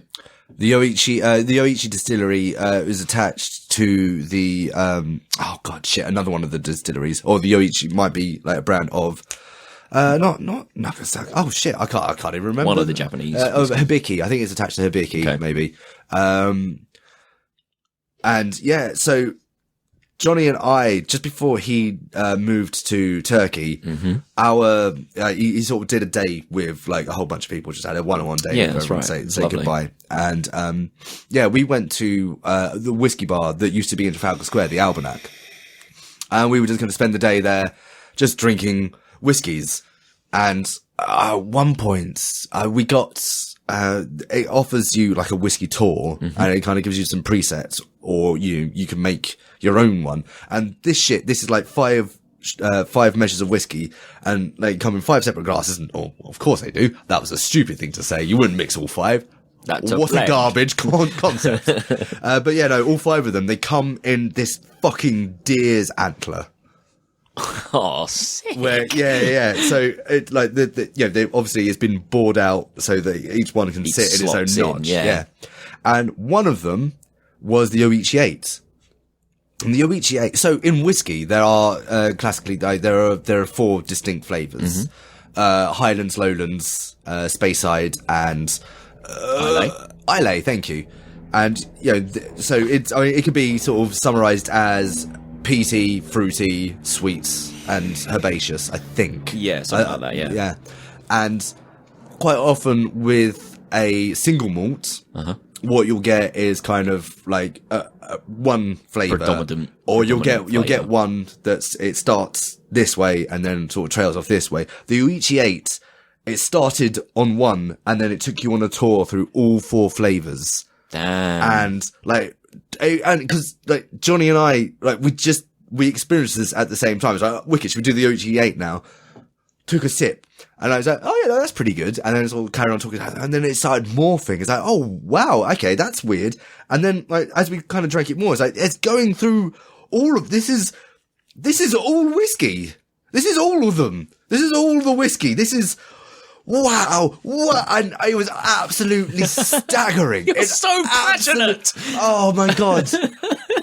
Tom. He's like alive with vigor right now. Look at him. Listeners, you're missing a treat. He's like a kid who just got an N64 for Christmas. It was just fantastic. Absolutely fantastic. I've never known another whiskey like it. You've never known emotion like that before. Look at you. It's just every night, yeah. Fantastic. And then you sort of add on to that. There's a potential for the Yamazaki 12, which again is kind of getting rarer and rarer. You really like the Japanese stuff. To be fair, I love Japanese. The Japanese malts are banging. Yeah. It's a real shame that they got as popular as quickly as they did, because they started off not that expensive and now they're getting more and more expensive because like the single malt world's waking up to the fact that, oh shit, Japan are beating us at the good shit again. We did swords in the West. Check out our superior steel. And the Japanese go, well, we've got shit steel, but if we fold it 4,000 times, we can cut through elephants. Yeah. Yeah, and they've done the same with whiskey. It's like, well, okay, cool. So that's how to make a single malt. Let's really sit down and think and sort of tweak, and then, oh, okay, here you are. How's that? Thank you very much. And then you drink, and whoa, Nelly, that's quite some liquor. And the Yamazaki 12 is interesting because it's, for a whiskey, it tastes kind of rum-y. Mm-hmm. I think it might be a matured in rum cask. I can't remember. Yeah, Madeira cask or something. But the combination of the whiskey and rum, and then just kind of the general fruitiness of the flavour, it kind of tastes like Christmas. Okay. And it's like more like it's kind of got that Christmas flavour. And I'm not gonna forward this as the best ever. I mean, it's won awards for like whiskey of the year and whatnot, but I'm not gonna forward it as the best ever, because there's a chance that my thoughts on it might be skewed, because when I drank the majority of my bottle of the Yamazaki 12, it was the day after I'd gone to a party and then sort of blacked out about 1 and then woke up. I've told the story, horizontal to the ground, approaching it quickly, and that's when I fractured my hand. Yeah. So the next day I spent watching The Hangover, drinking the Yamazaki 12, going, oh, that's a fucking good one. And that was just making me feel better about the fact that my hand was fractured to shit. Oh dear. But I think I'm gonna have to put my vote in, if it does still exist, for the Yoichi 8. If not, Jura Superstition. Tom, go. Yeah, see, when I think best, I also think the easiest to get hold of, and also the cheapest. I think my favourite, it may not be the best, but definitely my favourite, has got to be the Glenlivet 18, just purely because that's the one that made me turn the corner on Scotch. Yeah, the Glenlivet 18 is impressive. It was the first Scotch I ever had where I've gone, oh, I like this, and I can drink this neat. And this is so smooth and so beautiful. I think it's not even that particularly expensive, but the Johnny Walker Blue Label, I believe it is. I used to really love having that, because accidentally one of the managers at the place I used to work ordered a bottle of it. And this thing's like 130 quid, 140 quid. And accidentally ordered that instead of black or red. Or, yeah. You know, like some of the red is awful, by the way. Fucking. Well, yeah, no, red is like the petrol. Yes, It's fucking nasty. that's the shit they just pump out to get it out there. The reason why I loved the Johnny Walker Blue so much is because if I got 15 quid tips, that shit was getting spent on a fucking double. Oh, nice. So it was just like a case of going, no, fuck my money for the night. I'm going to have this. And it was just like, oh, it's so smooth and cool. It was warm but cooling. It was, yeah, it's a lovely whiskey. Yeah, no, I've never had the Johnny Walker Blue. I've had the red, the black, and the green. Mm-hmm. And the red, the blue's a different animal. It's absolutely. Nice. I can imagine. I've heard. But the red is, and to describe the taste, it's like the Johnny Walker Red was made by one of the original dudes at Bell's, and he was the only one has that kind of quality who knew it. how to make a whiskey-ish. Yeah. So he went away and made Bell's Plus. It's basically Jameson's, but a little bit nicer. It's got the same burn and the same. No. Jameson's is much better. Although, Jameson's is infinitely drinkable. Yeah, that will just fall down. Yeah. No, red's not that good. So yeah, I think that's boring enough for all the listeners that don't really give a shit about this stuff. Drink some whiskey, my friends. Drink some whiskey.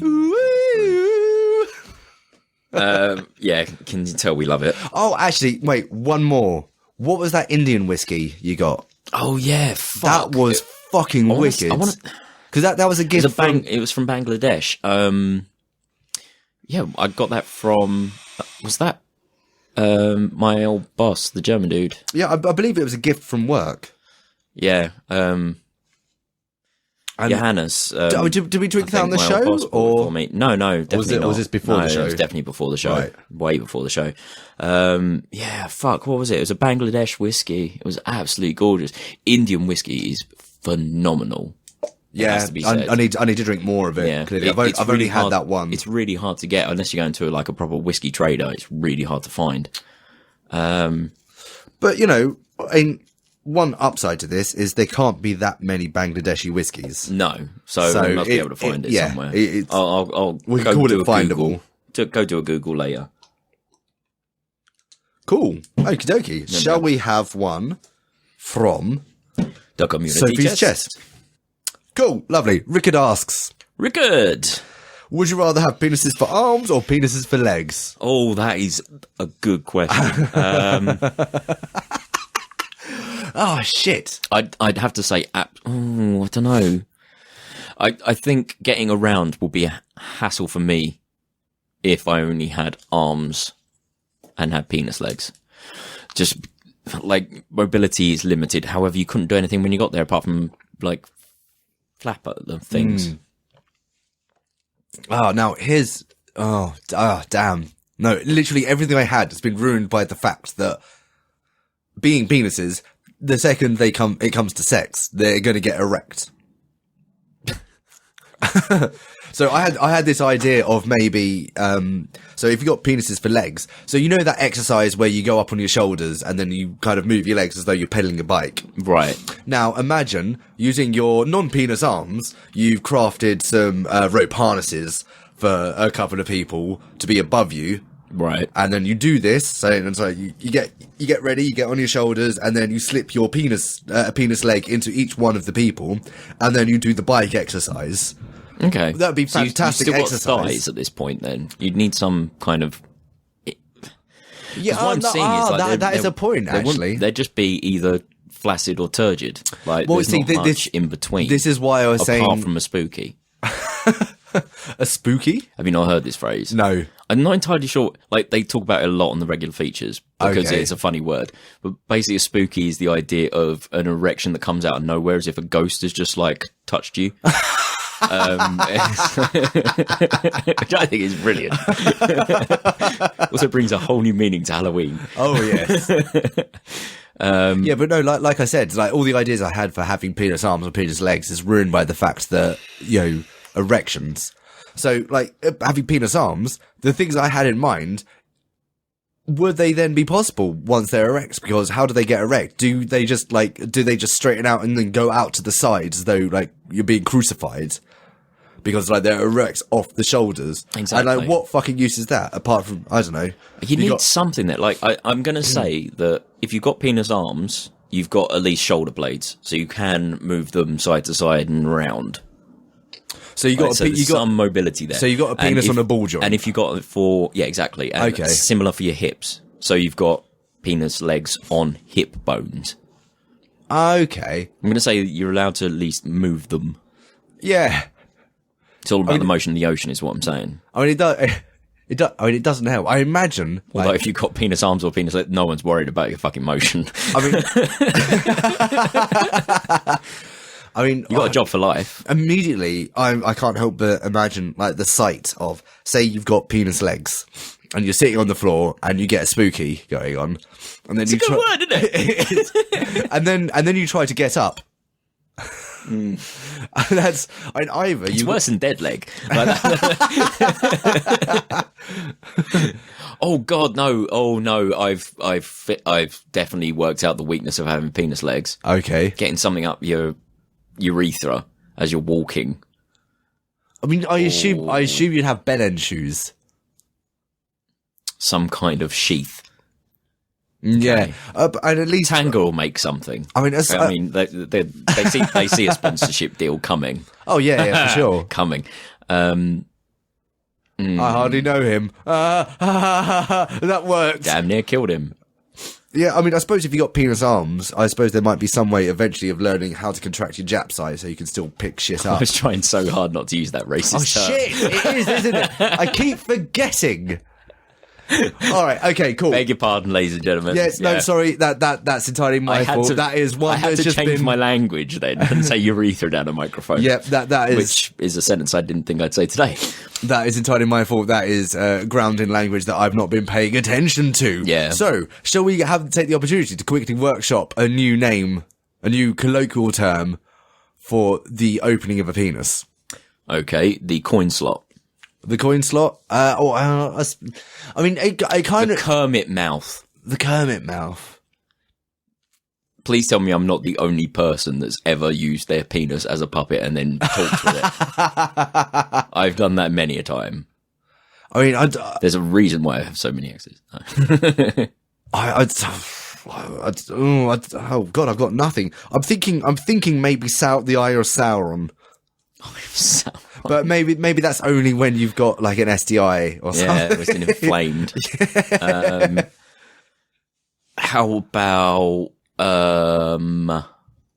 yeah. I was going to say paper cut, but because it's small and painful if you get anything in it. I don't know. Back to the original topic, though. Yeah, I'm going to go for penis arms just purely because putting socks on is hassle enough.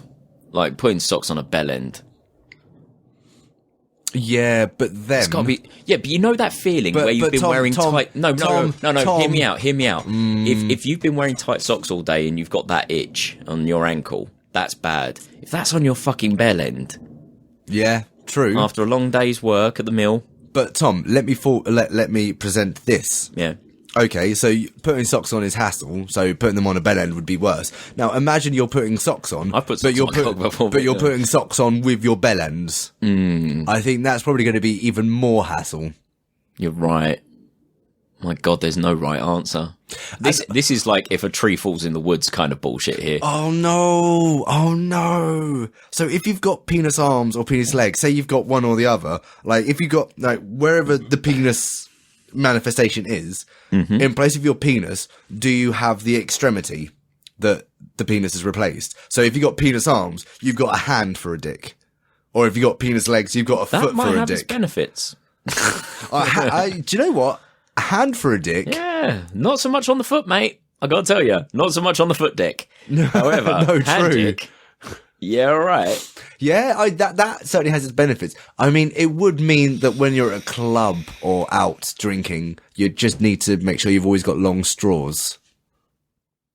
Yeah. So, like, you whip your hand out your flyers, and then like that takes your drink, and then you just need a long straw, and then you're sorted. Either that, or you like remove a couple of ribs so you can. No, trying to neck a pint with your hand dick is going to be a nightmare. It's just going to end up all over your face. Always ends up that way if I've got my dick in my hand, to be fair. I think I'm gonna go. I have to go for legs. The only thing I'm thinking is that like, you could have some kind of device to sheathe the ends of your bell end to give you like a fake hand or a hook. A pirate with I am pirate penis arms. Captain Penis Arms here. Long John Dildo. Big fan of Devon Townsend. I think you could do some kind of prosthetic to put some kind of hook or hand or something on the end of your bell end. Having legs is the mobility thing. I know you could get a wheelchair or whatever. That's hassle. No, I mean I could deal without pedal mobility. I think that's something I could do. Yes. Title of the show. There we go. Pedal mobility. Boom. I think I could deal without pedal mobility. Yes. I mean, I'd rather have use of my hands over my feet than use of my feet over my hands. Mm. So I'm going to go dick legs. I'm going to go dick arms. Excellent. I'm going to get a prosthetic and walk around. Well, I mean, lord it over you. Considering the comparative size of each appendage, my dicks are going to be much stronger than yours. My dicks are much stronger than yours. My dicks can literally walk right through the door. With a feeling so pure, they'll keep you coming back for more. I can walk through the door because I've got penis arms. You can't. You've got to crawl. Yes, but then you'll have to live with the fact you can never give anyone the finger again. But I could give them 2 massive fucking cocks. That's so much better. The middle finger is an analogue for holding out your dick to them. Like, well, I suppose. I don't know. I mean, like, yeah. Although moving, oh no, this is going to be a visual gag, but moving from the shoulder blades, it'd be like, wouldn't be quite as. No, you're right. It wouldn't have the umami as a middle finger. Thank you very much for that one, Rikard. Nice one. That was actually really good. That's exactly the sort of topics we like here on the Pot Topic Podcast. Willies. Willies. Especially when there's 2 of us and we can't think of something as in-depth as the best. Of course, like, the problem is with dick legs is after you come, if you haven't gone through the process of making sure like you're completely drained and whatnot, and you're walking around the house barefoot, and you get a bit of post-cum, get a bit of post going on, that's going to get slippy. Yeah, PC's never good. But at least I'll be able to hold my cup of tea. English through and through, motherfucker. Cool. Yeah, right. Go for it. One from the hot pot, One Tom. from the hosts. And what we got? This one's from Beth. Okay. Musical artists from all over the globe singing in English. Necessary? Question mark. Good? Question mark. Bad? Question mark. I.e. Bjork -English / stamina. Oh, what? / stamina not? I don't know what that is, but all right. Okay, fine. But you're quite right. Yeah, most foreign artists, like pretty much all the foreign artists I listen to sing predominantly in English. Because we're from an English country, an English-speaking country, so that's all we get exposed to. However, fucking formative band of my youth, Rammstein. Yeah, true. But they kind of do... They cut it both ways. They'll record tracks in German and in English. Yeah, but that was kind of like that gimmick they did. They don't do that anymore, I don't think. Or do they just straight up stick to German? I think it was just that one album. Okay, fair enough. As far as I'm aware, I mean, all I ever heard was like Du hast and Ich will in English. Okay, I think. Fair enough. But that was when they were trying to get exposure in English-speaking countries, I think. So they were trying to spread out a bit, and it didn't work. Because what? I mean, it'll be did it interesting. not? Like Rammstein are massive. Yeah, no, but I don't think it was that did it for them. I think it was the fact they were doing grindy industrial music when industrial music needed that, like, No, fair crowd enough. pleasing sound of loud guitars, loud everything. I mean, we've got Angry vocal that you don't quite understand. another one who does the Rammstein thing of both languages is Enrique Iglesias. Yeah. He'll do Yeah. do English and Spanish versions of both songs. His father did that before him. Oh, did he? Yeah, I believe so. Okay, fair enough. No, I mean, I understand. Shakira does it. Like, a lot of Latin artists do that. A lot of my favourite bands aren't English, and they all sing in English. I mean, Riverside, again, Riverside exists up there next to Haken. But they're always flipping, Sorry, my beer exploded. like, the top position between them. And Riverside are Polish. But the poetry of the lyrics, like, Marius Duda has a really good grasp of English. Yeah. And, you know, he uses it spectacularly. And I've never heard them do any of their songs in Polish. And again, like, Another band, The Strange, Italian, it's all in English. Yeah. I think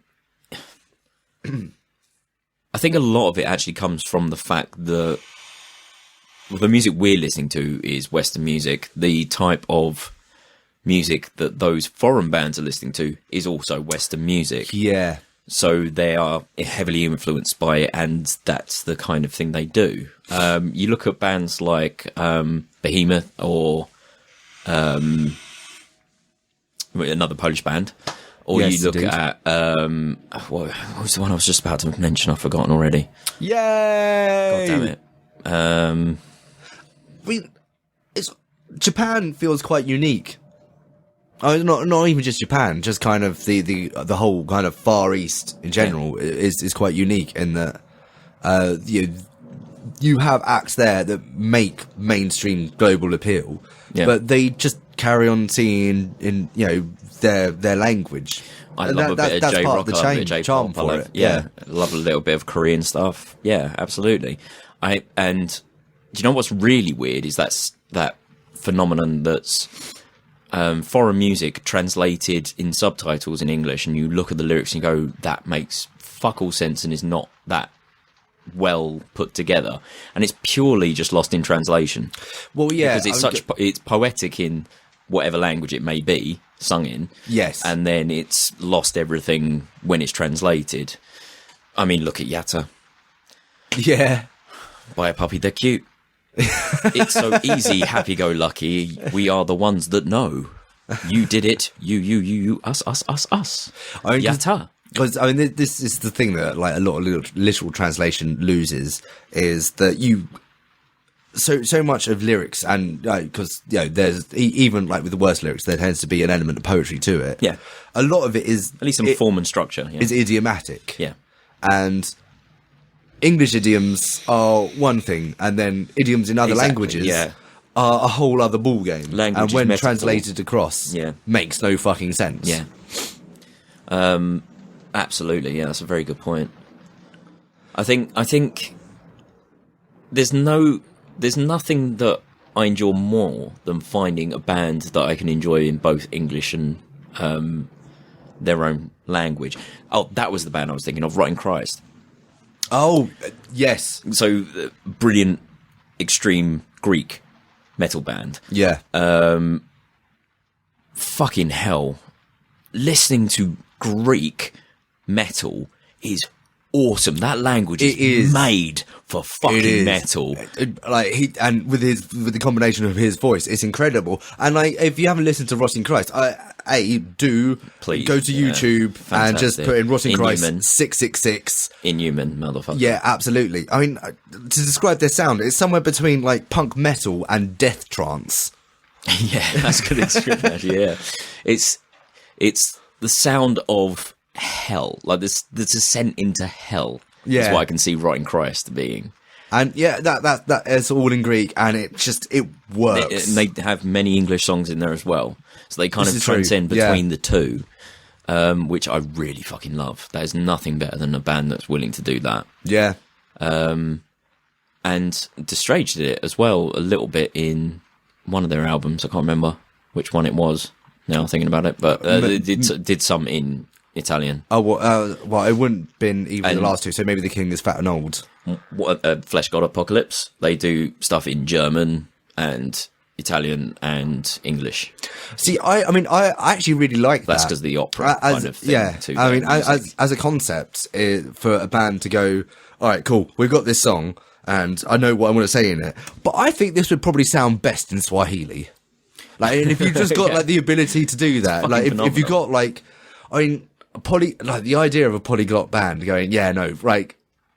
Oh, like, we're still going to be saying, yeah, that'd be cool. We're still going to be saying exactly what we want to be saying, but it's just going to sound a fuckload better. Yeah. In this language. Yeah. Like that.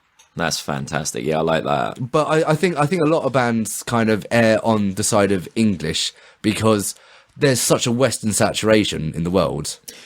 Yeah. And it's like, well, cool, this is going to... It may be sad, but we're reaping the benefits because we get to listen to more of our sound. Absolutely. At least. I mean, Beth, I know, is obviously a musician herself, so she's very much into the structure of music and the creation of music, but she's also a lyric whore like me. Yeah. So she's seeing that as sad that it's not, well, like a band's had to do it in English, I guess. I'm guessing that's where the inspiration for this topic came from, but it's not necessary, to answer our first question. It is good because we get to reap benefits from it. We get more exposure to it. Yes. And it's bad because I guess I think we may be missing out on something. Yeah. Because they can speak a language better than English. So maybe they could create something that's far more lyrical and beautiful in their own language. And the thing is, like, different languages have different kind of lyrical flows to them. Like, some of them aren't going to suit the way kind of we in sort of the English West kind of sort of generate our lyrics and like the melodies that go with that. Like to say the same thing in another language may take more or less syllables. So like hearing that same song, but in a different language is going to create a different thing. Yeah. I understand that the feeling that maybe people feel they need to do this to get mainstream appeal, but there are enough examples out there that it's not necessary. I wish I'm Blue Dubba Dee Dubba Die was in whatever language they're in, because I wouldn't need to understand the lyrics. Now listen up, everyone, and all my shit is blue. Da da da da da. Yeah, and what does the Fox say? Probably would have been. I would have got on with it more if it stayed as Swedish. Yeah, rather than English. Because I'm not anti Elvis. No, they're all right. They're quite funny. That song is awful. Yes. Anyway, I have no idea what the stam in na not thing is at the end of this topic. Just have a look. I can't quite work that out. Björk, though, I love her fucking lyrics in English. Because that's who Beth was mentioning in her topic. Yeah.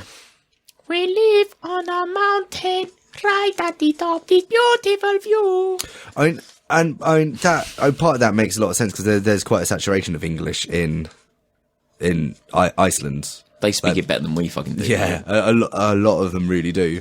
A lot of Scandinavian countries as well. To hear someone from Finland speaking English is like, you've done this language better than us. they can speak beautifully. Yeah. Right. Cool. Here's one from the community chest. I can't imagine. Oh, sorry, hang on. Beg your pardon. Sorry, there needs to be more spoken word Welsh music. Oh, what, in actual Welsh? Welsh accent. Oh, just Welsh accent. Welsh accent. Oh, so you like? There's nothing more attractive to me than a Welsh accent. No, how much Goldie Looking Chain have you listened to? Yeah, that's not good, is it? No, it's fucking amazing. It is amazing. Your mum's got a penis for arms. No, my favourite track of theirs is Your Missus is a Nutter. Your Missus is a Nutter, yeah. That is a phenomenal track. Anyway, one from Sophie's chest. We've got Andy K. Andy K. I've got a feeling this is going to be a quick one, but let's ask who it concerns. Beth, have you eaten carrot cake yet? Oh shit! Oh, shall I give her a ring? Oh yes, actually, shall we do? Yes, let's do that. Go for it. Okay, so I'm going to vamp for the meantime. And while Tom's doing this, Yeah, please. I don't know. Okay, I'm out of dead air things. I've got no dead air tracks. So let me talk to you. Ba-da-ba-ba-da-ba-ba-da-ba, ba-da-ba-ba-ba-ba. This is Taz's X-Wing Minute. Taz's X-Wing Minute. So you should really play X-Wing. Oh, here we are. We got a live call in. Is she going to be asleep by now? I don't know. She's probably in practice, actually. Hello, darling. Hello. Hello. You are live on the podcast, by the way, just to let you know. I thought as much. Right, love. Yeah, not too bad. Sorry, we've just had a question from Andy K. Taz, do you mind reading out for me? Not at all. Beth, can you hear me? I can indeed, my love. Okay, Andy K asks, has Beth eaten carrot cake yet? Have I? I don't think I have, actually. You know that you've eaten carrot cake? I don't think I've ever had carrot cake. You still... And apparently my brother's a good baker. I make a fucking banging carrot cake. Dude, you need to make me a carrot cake. I love me... You need to bang one of those straight in my mouth. What is it about carrot cake? Why have you not eaten carrot cake? I don't know, it does sound better than a lot of cakes, because normally cakes are, like, ridiculously sweet and just way too much. But to be honest, if you're going to choose a dessert, why would you not choose the one that has chocolate all over it? Because it's got carrots and, like, buttercream icing on and then it. cinnamon. Oh, it's the cinnamon that makes it. And maybe a bit of sultana. Cinnamon can fuck reet off. Oh, you can fuck Reese off. Sorry, did you just say cinnamon? Beth? I can't believe you're just saying this to me right. I can't believe you're saying this to me right. Really? It's really? all right, darling. You can have my cinnamon helping. I don't want it. No, because you don't understand. This is making you less of a human being. This is true. This is true. I'm so glad that you thought so much of me beforehand. Can I make you a carrot cake then? And you'll have some. Can I make you a carrot cake? No. Can I make you Of course I will let you make me a carrot cake. Yeah. That would be fucking amazing. All right. So We could film it maybe. yeah. So hang on, Andy K. So we'll make Beth eat some carrot cake on film, whilst Taz drinks Don't green make it tea. a space carrot cake. You know me too well. Cheeky monkey. And then also, Taryn will drink green tea with milk at the same time. Oh, fuck. Ew. Although a green Thank tea you. latte is banging. Sorry? Chai latte. Green tea latte. Green tea latte. Is that green tea with That is milk? green tea with milk, Yeah, that's yes. the definition of green tea Yeah. with milk. That is literally green tea with milk. That is literally banana juice. Beth, that is literally green tea with milk. What are you doing to me? Green tea latte? You can fuck off and die. No cinnamon, green tea and latte? What's going on, hun? I thought we were friends! Or just do a cinnamon challenge in a pool of green tea. Vomit. All right. Well, we'll leave you to it. What are you up to right now? I've just got back from Yasmin's birthday party and I'm absolutely knackered, and we've just got a Chinese. Oh, wicked. Yeah. Well, you go enjoy that. And we're Thank you. watching Clue. I've never seen it before. I'm really excited. What? Tim I'm Curry's really best excited. film? Dude, how fucking dare you? I'm watching Clue. Why did you ring me? I'm concentrating. All right, fair enough. No, go. Okay, All right, no. Okay, we'll go. Yeah, enjoy. Just enjoy. wait. Love you Just both. wait for the singing telegram. That's all I'm saying. Right. You've got to stay awake for the last line. It's very important. Yep. All right. Oh, See you later. Did the butler do it? Bye, love you. All right. Bye. Oh God, she's about to watch Clue. I'm really jealous. Oh my god! I wish the podcast was going on for like another hour and a half so we could speak to her afterwards. Yeah, exactly. Actually, no, I don't. Should we carry on? Yeah, no, communism was a red herring. Right, let's carry on. Yeah, it's right, one- so one there from we the go, hot pot. Andy K. We actually answered it thanks to the medium of telephones. Yay! Magical technology. Magical technology. One from the hot pot, Tom. Let's have a little one from the hot pot. Oh, Tom, you gonna get us one from the hot pot there? It's a very little one, and it's from me. Shit. It's from you. Yeah. Okay. Worst phrase you could say to your parents. Example, am I adopted? Please? Oh, and that's from you. That's from me. I think that's my one. So, your turn, bitch. Oh shit! I don't know. I mean, I don't think I've got a worse phrase because we're talking specifically about my parents. I guess we are. I suppose it is very personal to you. Yeah, I don't think there is a worse phrase that I could really use. I mean, unless I really went out of my way to disabuse them of whatever ridiculous beliefs they had. I think maybe my second... Which, and to be fair, I have done. Yeah. I've gone and done it. When my mum told me she was getting into angels... the way that word started, I thought you were going to go somewhere very different. I pointed out... I'm really into anal nowadays. Angels. Yeah, no, she loves it up the semi-azza. Where is it the vicars like it? In the rectory. No, she loves nothing more than to lick a good Azazel. There we go, the demon of all furry things. The second worst phrase, I guess, from me is my text message to my mum today asking basically when I was conceived. So, Mum, was I early or late? Never mind. Why did you ask? Out of interest. It was a thought that occurred to me, and I thought, that'd be funny to say on the podcast later. Let's do that. So I just text my mum. It was purely just for your entertainment listeners. It was just the idea of, like, I could have I guess, a second birthday during the year. Mm. And it's quite nice, because I can have Christmas, and then 5 months later I can have my birthday, and then 4 months later I can have my conception, and then 4 months later I've got Christmas again. Yeah! So it's a nice little interstitial. Absolutely. Okay. So maybe... So my parents and me, like, we've always been very open. We can talk about just about anything. But there's just kind of been an implicit thing about, like, all right, we're not going to go into details because that is weird. Mm-hmm. So I think perhaps the worst thing I could ask would maybe, like, if I just turn around to Mum one day and just said, "So, Mum, Dad's pretty well hung. How was sucking his cock?" I can't imagine that one going down too well. Have you had to go to a GUM clinic? I don't know what one of those is. Your parents, basically, so I assume a sexual health clinic. Right. Okay. Well, I mean, they were hippies. They were hippies, and at the right time. And like, so we're talking about love in the time of gonorrhea.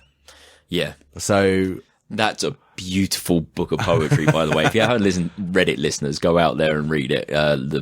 What? Love in the time of gonorrhea. It's a beautiful poem book. It's a nice collection. No, I've still got a full glass. I don't know why I'm offering you for. Yeah, you're just following my trend there. I said, but oh god, I don't know. This this might be a little too personal. So my father and my sister are currently. Sorry, I love the way you went. Oh, this might be a little bit too personal. I'm going to tell it on air. Okay. So, without going into details, my father and my sister are in a fallout at the moment, and they have not been talking for a good number of years. Yeah. Now, and it came to a head. It didn't. Like, it kind of resurfaced hard again last year at my aunt's funeral. I won't go through the story, but kind of. This, like, what happened kind of spurred me to, like, the next time I saw Dad to really kind of grill him on, like, actually what the fuck's going on on a deeper level here. And he revealed this aspect of his personality. It's like, well, to him, like, family is just something that is there and then at some point it's not. Right. That's just how family is for him. Present or somewhere else. Yeah, and so he was pointing out how, like, it started with his cousins. Like, he and his cousins were really close, and then, like, just disappeared from each other.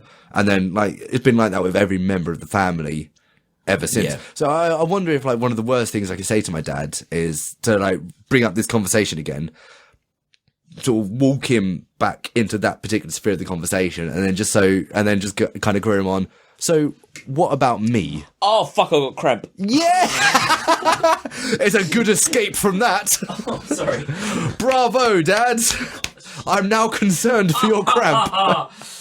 Where have you got cramp? I was fidgeting because I need a wee, and now I've got cramp in my fucking thigh.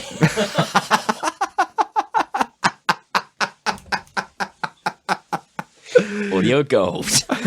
Oh, fuck's sake. Yeah, sorry, go on. No, that was literally it. I think for my mum, it'd be like trying to grill her on exactly what it was like to suck my dad's cock. For my dad, it'd be pushing him on whether or not he could just kind of forget about me. Yeah. Well, yeah, not forget about, but just kind of cut ties. Yeah. I think that's all I've got.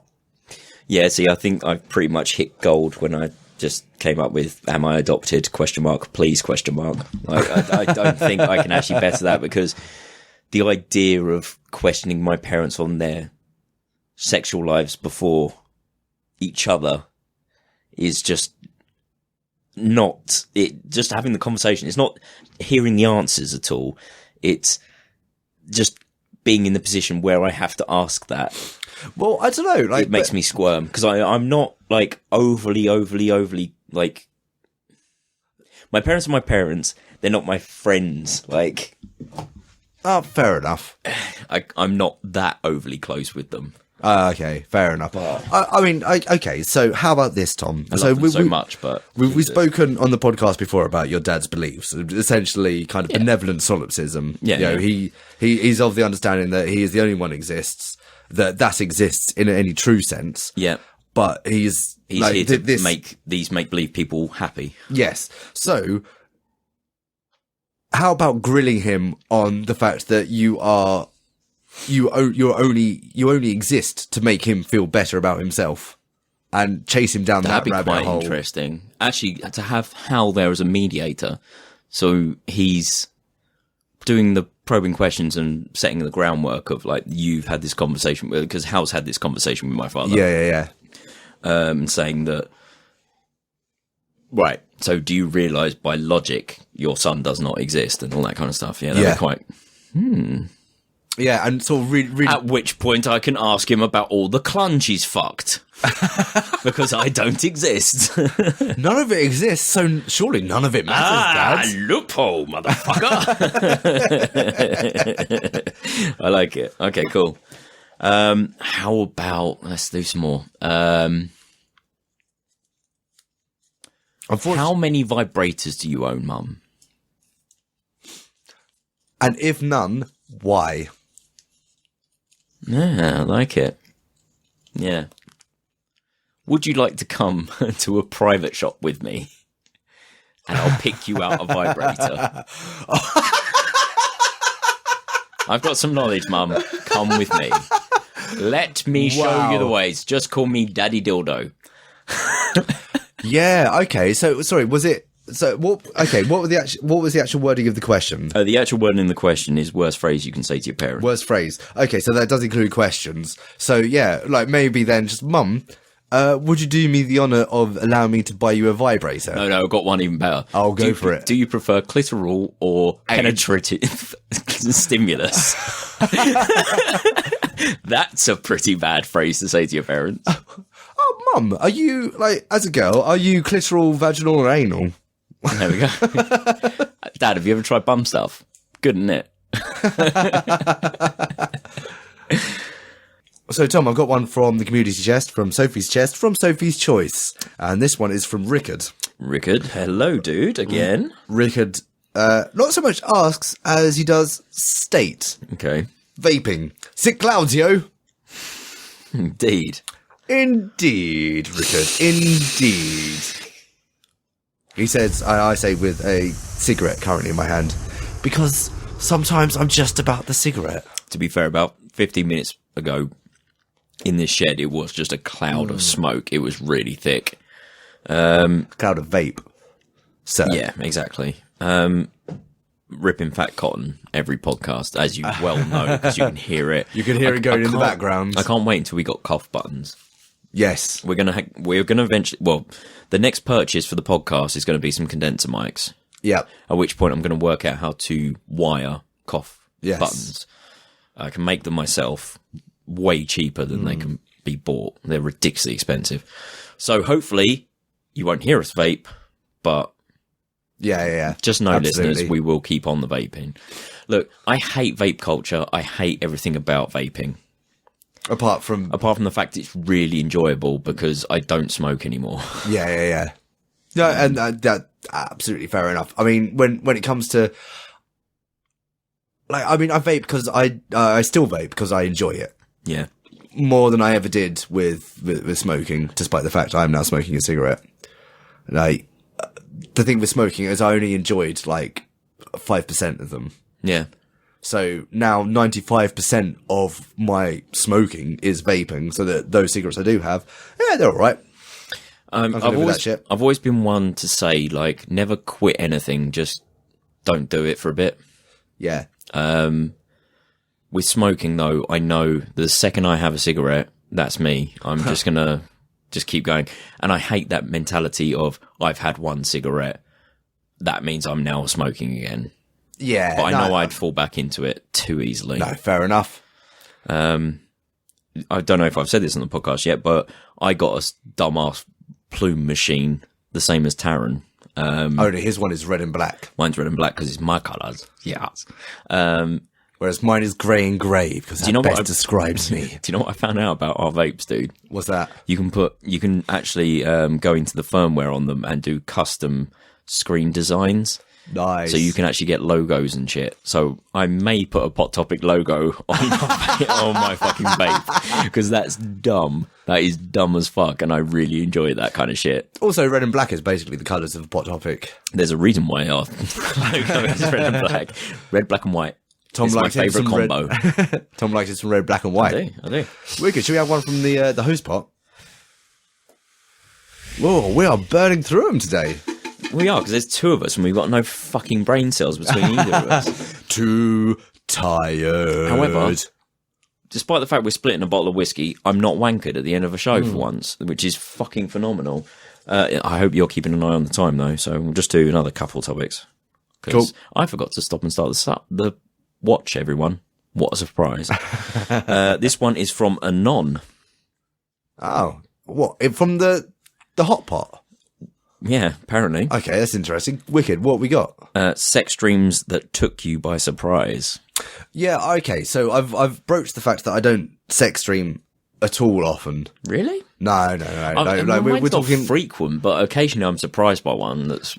I mean, I will have a sex stream every few years, and I think like the one that took me most by surprise, technically wasn't really sex. It was sexualized, but it wasn't sex. Yeah. There was a point where I was in a chamber with like there was just a girl there, and then the door had disappeared, leaving only the keyhole. So I had to go find the key. So you had to fuck it.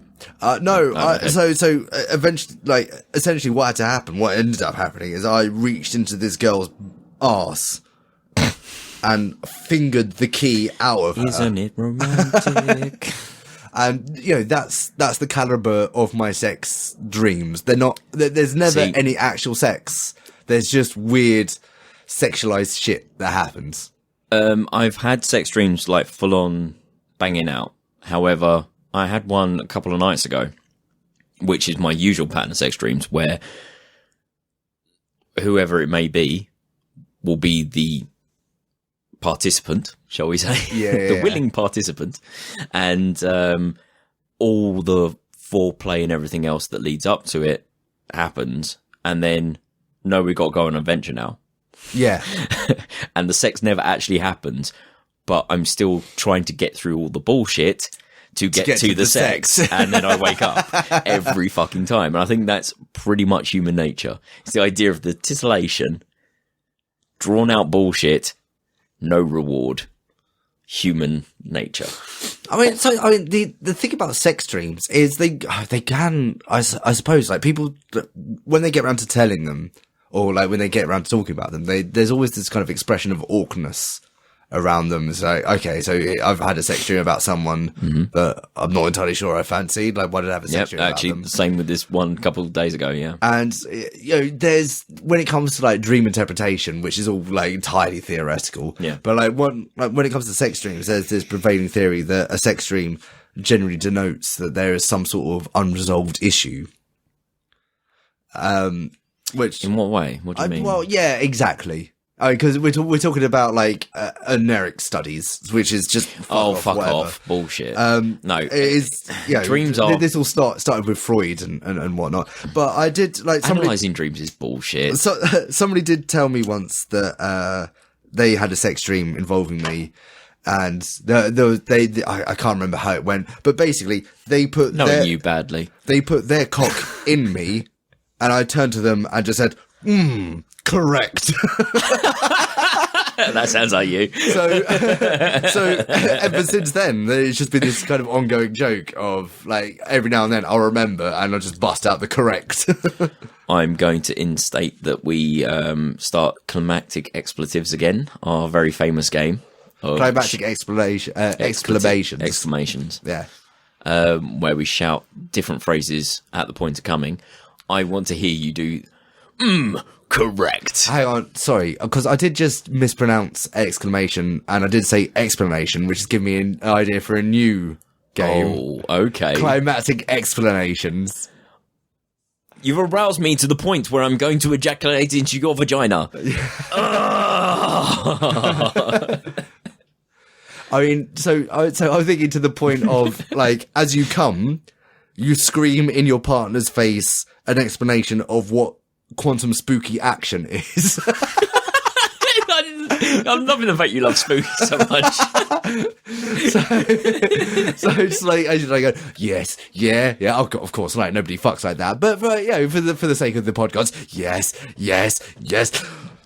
Oh, spooky action is when you got two separate electrons that do the same thing at the same time, regardless of the space between them. It happens at the same time, and this can be using quantum computing. That's fantastic! Climatic explanations. I'm bisexual, so binomial theory is basically the... No, I'm not even going to go into that. Or, oh god, you could really break it and talk about, like, explain how World War II happened with like explain the appeasement angle. Fuck it, World War I did the Versailles Treaty. Cool, yeah, no, actually, I like that. Explain Trump at the point of coming. Fuck. You really want to fuck someone over? That's ensuring that you come and they don't. Yeah, it's like, I am the best at making love.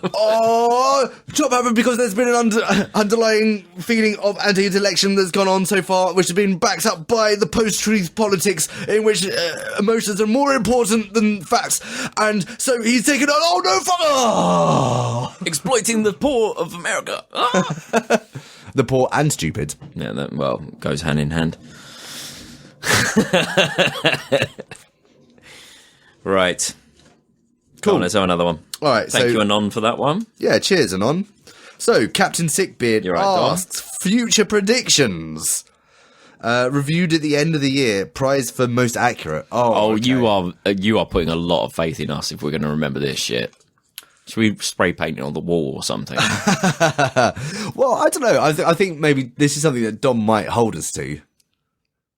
Okay, so Dom, you're right, Dom. You're right. I've already done that. Come on. I don't miss my cues. Please, sir. Please, sir. Dom, next time you're on... Oh, fuck it. In a year's time when you're on, get back to us and remind us of this. So our future predictions. Okay. So, I mean, I suppose one of the more interesting angles topic, is Trump going to get impeached? To which Trump says, I'm not orange, I'm peach. Oh. I'm a peach. He is a peach. Look at him, the gorgeous thing. That's a good one, actually. I mean, I think there's a reasonable possibility. There's already kind of movement to that end, more so than there has been for any president since Clinton. Yeah. However, I don't have any faith in their political structure to actually do that. Here's the thing. Unless there's a scandal, which actually, knowing Trump, there may be a massive scandal. Yeah. That's the only grounds of an impeachment that I can see happening. Like, his actions alone will not do it. And I think when it comes to that, if there is going to be an impeachment, it's going to have to happen before he's sowed enough distrust, or his cabinet sowed enough distrust in the media. Because I mean that's the angle they're playing. Like they're hammering this fake news thing so hard. So I don't mean to bring this back to Transmetropolitan again, but I just wish there was a Spider Jerusalem right now. Spider Jerusalem is the main character of Transmetropolitan. Okay. He is a loudmouth journalist. Right. He's been dragged back to the city because he can't stand it, but it's the only place he can write. He hates the fucking world. Right. And he hates politicians. He hates what they stand for because it's an analogue of what was going on at the time. The book was written in American politics. However, it will always be true. There are clones, there are bastards, and there are people who are just power hungry, trying to just get everything they can. I just wish there was a Spider Jerusalem just to be that main voice that we could rally behind and fucking burn the fucking place down. See, I think it's actually... And which is what is kind of the beeline plot of Transmetropolitan, is the fact that we don't need someone to do that voice for us. We should do it ourselves, but never mind. No, I think that's the important thing, is that the Spider Jerusalem archetype is kind of made up of a voice of many. Yeah. So there was a quote that I encountered very recently, and I want to know who it said to, or about. No, who it said to and who said it. But essentially, it was said to a politician in response to something they just said, and like it was something along the lines of, "Sir, the only thing you stand for is election." Yeah. Which that's beautiful. Yeah. That's I thought that was wicked. That does sum it up. There you go, dude. Okay. More whiskey. Wicked. So we're not done too bad on the whiskey. Yeah. Well, yeah. No, well, it's almost gone. Okay. So I need to make a future prediction then. I predict that in a year's time, someone else will have edited one of these fucking podcasts. I will get my laptop soon, and then I can edit. Well, can you?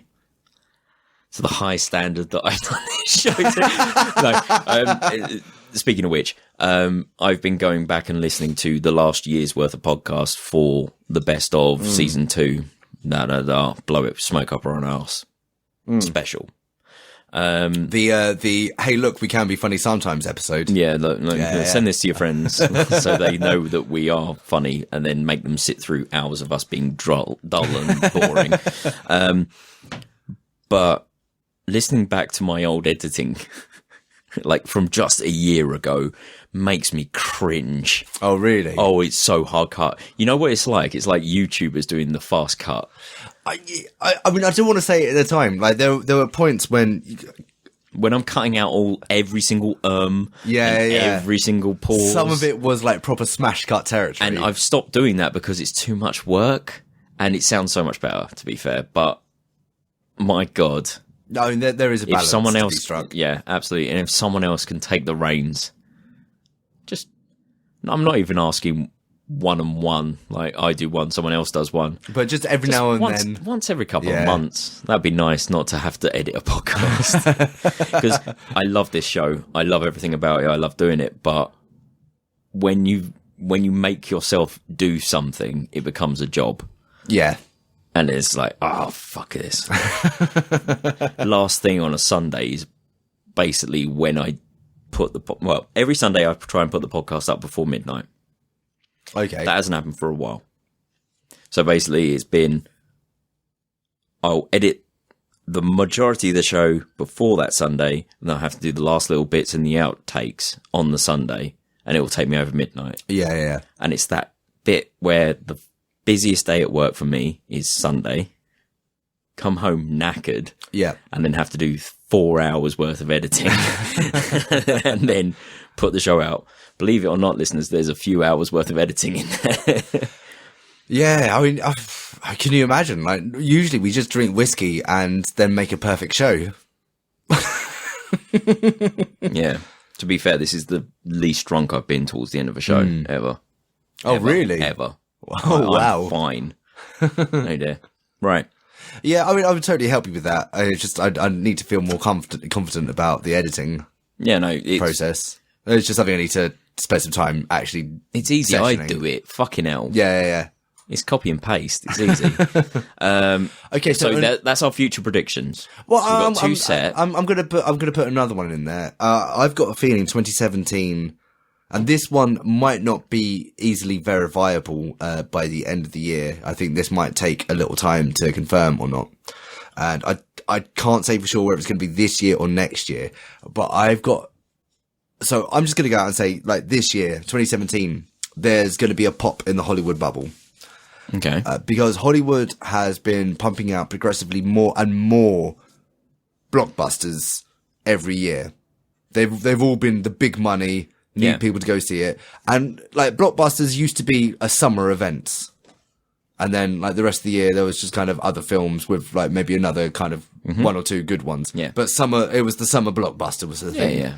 And Not such a big thing anymore, I feel. But no, the blockbuster has become normal. And if you have a look at the way the games industry went, where like, it used to be everything was released like Yeah. Christmas or after summer. and then like it moved into all AAA all the time, And then it that's- moved away from that and then went to the indie scene where it was summer releases and Yeah. things that bridged the gap between AAA releases. and I think that bubble is still in the process of popping I think we're pretty much past that at this point. because I don't think developers are looking at those. But- Obviously, they want to get the releases out for Christmas, but other than that, but They I just was churn it. at some point within the last year, I was having a look at the list of big releases for 2017, 2018. games or movies. Oh, movies. Yeah. And of the names I saw there, it's like, well, that's massive. And then like this year, sudden upswing over 2016. As there's no way the industry can maintain that level of blockbuster. I don't know. That's kind of what they've been doing for decades, isn't it? No, not really. And a lot of it started with the superhero thing. Right. Yeah. No, I see what you're saying. So with the addition of Marvel and DC, like yeah, they're trying to do the big epics. Yeah. All the time. Yeah. And then you get other films. Before that, you got a lot of films that kind of worked in the same way as Oscar baits, in that they're not big budget, Yeah. but they're not big budget, so they didn't need the masses of attendance. They didn't need like the multi-million opening weekends. They could kind of deal with kind of having kind of good. They have their own little microcosm Absolutely. in the market. But so much of what's coming out this year is just big money that I don't know that the viewership's going to support it. So I think we might see the pop of the blockbuster bubble, the Hollywood bubble, starting this year. Yeah. So that's one of my predictions. I've got another prediction then. Go for it. So I predict in 2017 there is going to be a celebrity death that hits me as bad as Bowie. The fact that I've shed tears over someone I've never met. Fair enough. I don't know who it would be. I hope it's never going to happen. But I bet there's someone I've never met who dies that I'm going to cry over. I bet it happens January 1st, 2018.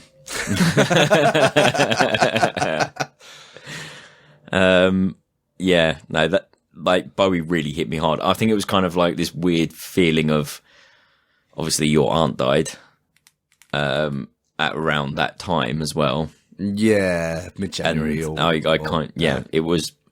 I was still feeling bad about Bernie at that point, and then all of a sudden Bowie happened straight after that, and I had kind of like this weird little thing in my head where it was like thinking of Bernie listening to Bowie, and it was like, Oh, that was weird. Yeah, she was an Elvis girl, And I got which was weird. really sad. I think that was again spooky. Dude. Can't nick someone else's jokes. I think that was one of the odd things about my aunt's death is Elvis died. Elvis was always like her favourite. Yeah. And Elvis died on her birthday. Yeah. And she last year, I believe, died on his birthday. Oh, really? Yeah. I didn't even Which know is just that. one of those weird coincidences. Holy shit. Yeah. That's incredible. Yeah, it means nothing, but it's like Oh no, it's an interesting. complete coinky dink. However, that's pretty cool. It is. Oh, Sweet. Oh, Bernie. What do we reckon? We got time for one more? Fuck it. I don't know what time we're at this point, so let's just do one quick let's do one. another. Sod Let's it. do another. I'm feeling good. I'm feeling relatively sober, so one from the host spot then. It is one from the host spot. Go for it. Okay. I'm going to try and find the smallest one I can. It's the air. The air that's the deadest. This one feels too air. big. No, I want like a tiny one. This air is so dead. Okay, what we got? Give it to me, Tom. Give it to me. This one is a printed one, which means it's from me. Shit. The worst phrase you can say to your parents to give an example. That's a double print. Oh, wow. Holy shit. Okay, this one is from Beth. Okay. What's she James. going to say? Oh, this is going to be a long topic. Awesome. Oh, this is going to be such a long topic. Well, James Bond or Indiana Jones? James Bond. Indiana Jones had one decent film. No. Yeah. No. Yeah. No. Yeah. No. Yeah. No. Yeah. No. Oh, you're right. This is going to be a long Yeah, topic. it is. Yep. Oh, No, because like God. the first, actually no, I suppose they had two decent films, and then two like absolute fucking awful pieces. Are you saying The Last Crusade is a bad film? No, I will I'm saying The fight- Temple of Doom. Fuck you! I'm gonna fight you. Do not. Oh, Temple of Doom. Temple of Doom Kali and the Crystal Marshak Skull. today. Fuck you. Oh, fine. So it's got a memorable bit. Wicked. It is an awful film, Tom. I watched it for like the first time in Shut up. ages. Like within the past few months, I watched it and I was like what? Actually, like Spielberg. What were you doing, Spielsy, brother? I'll tell you what he was thinking. He was thinking, I'll what cast were my you doing? wife. Yeah, exactly. He's like, oh, I'll make a little vehicle for my little wifey. And it's Are like, you I've got- saying James Bond films are better than that? Yes. Fuck you. Yeah, they're all you. better than that. No. Oh, pretty much all of them. There's that little caveat. Pretty much.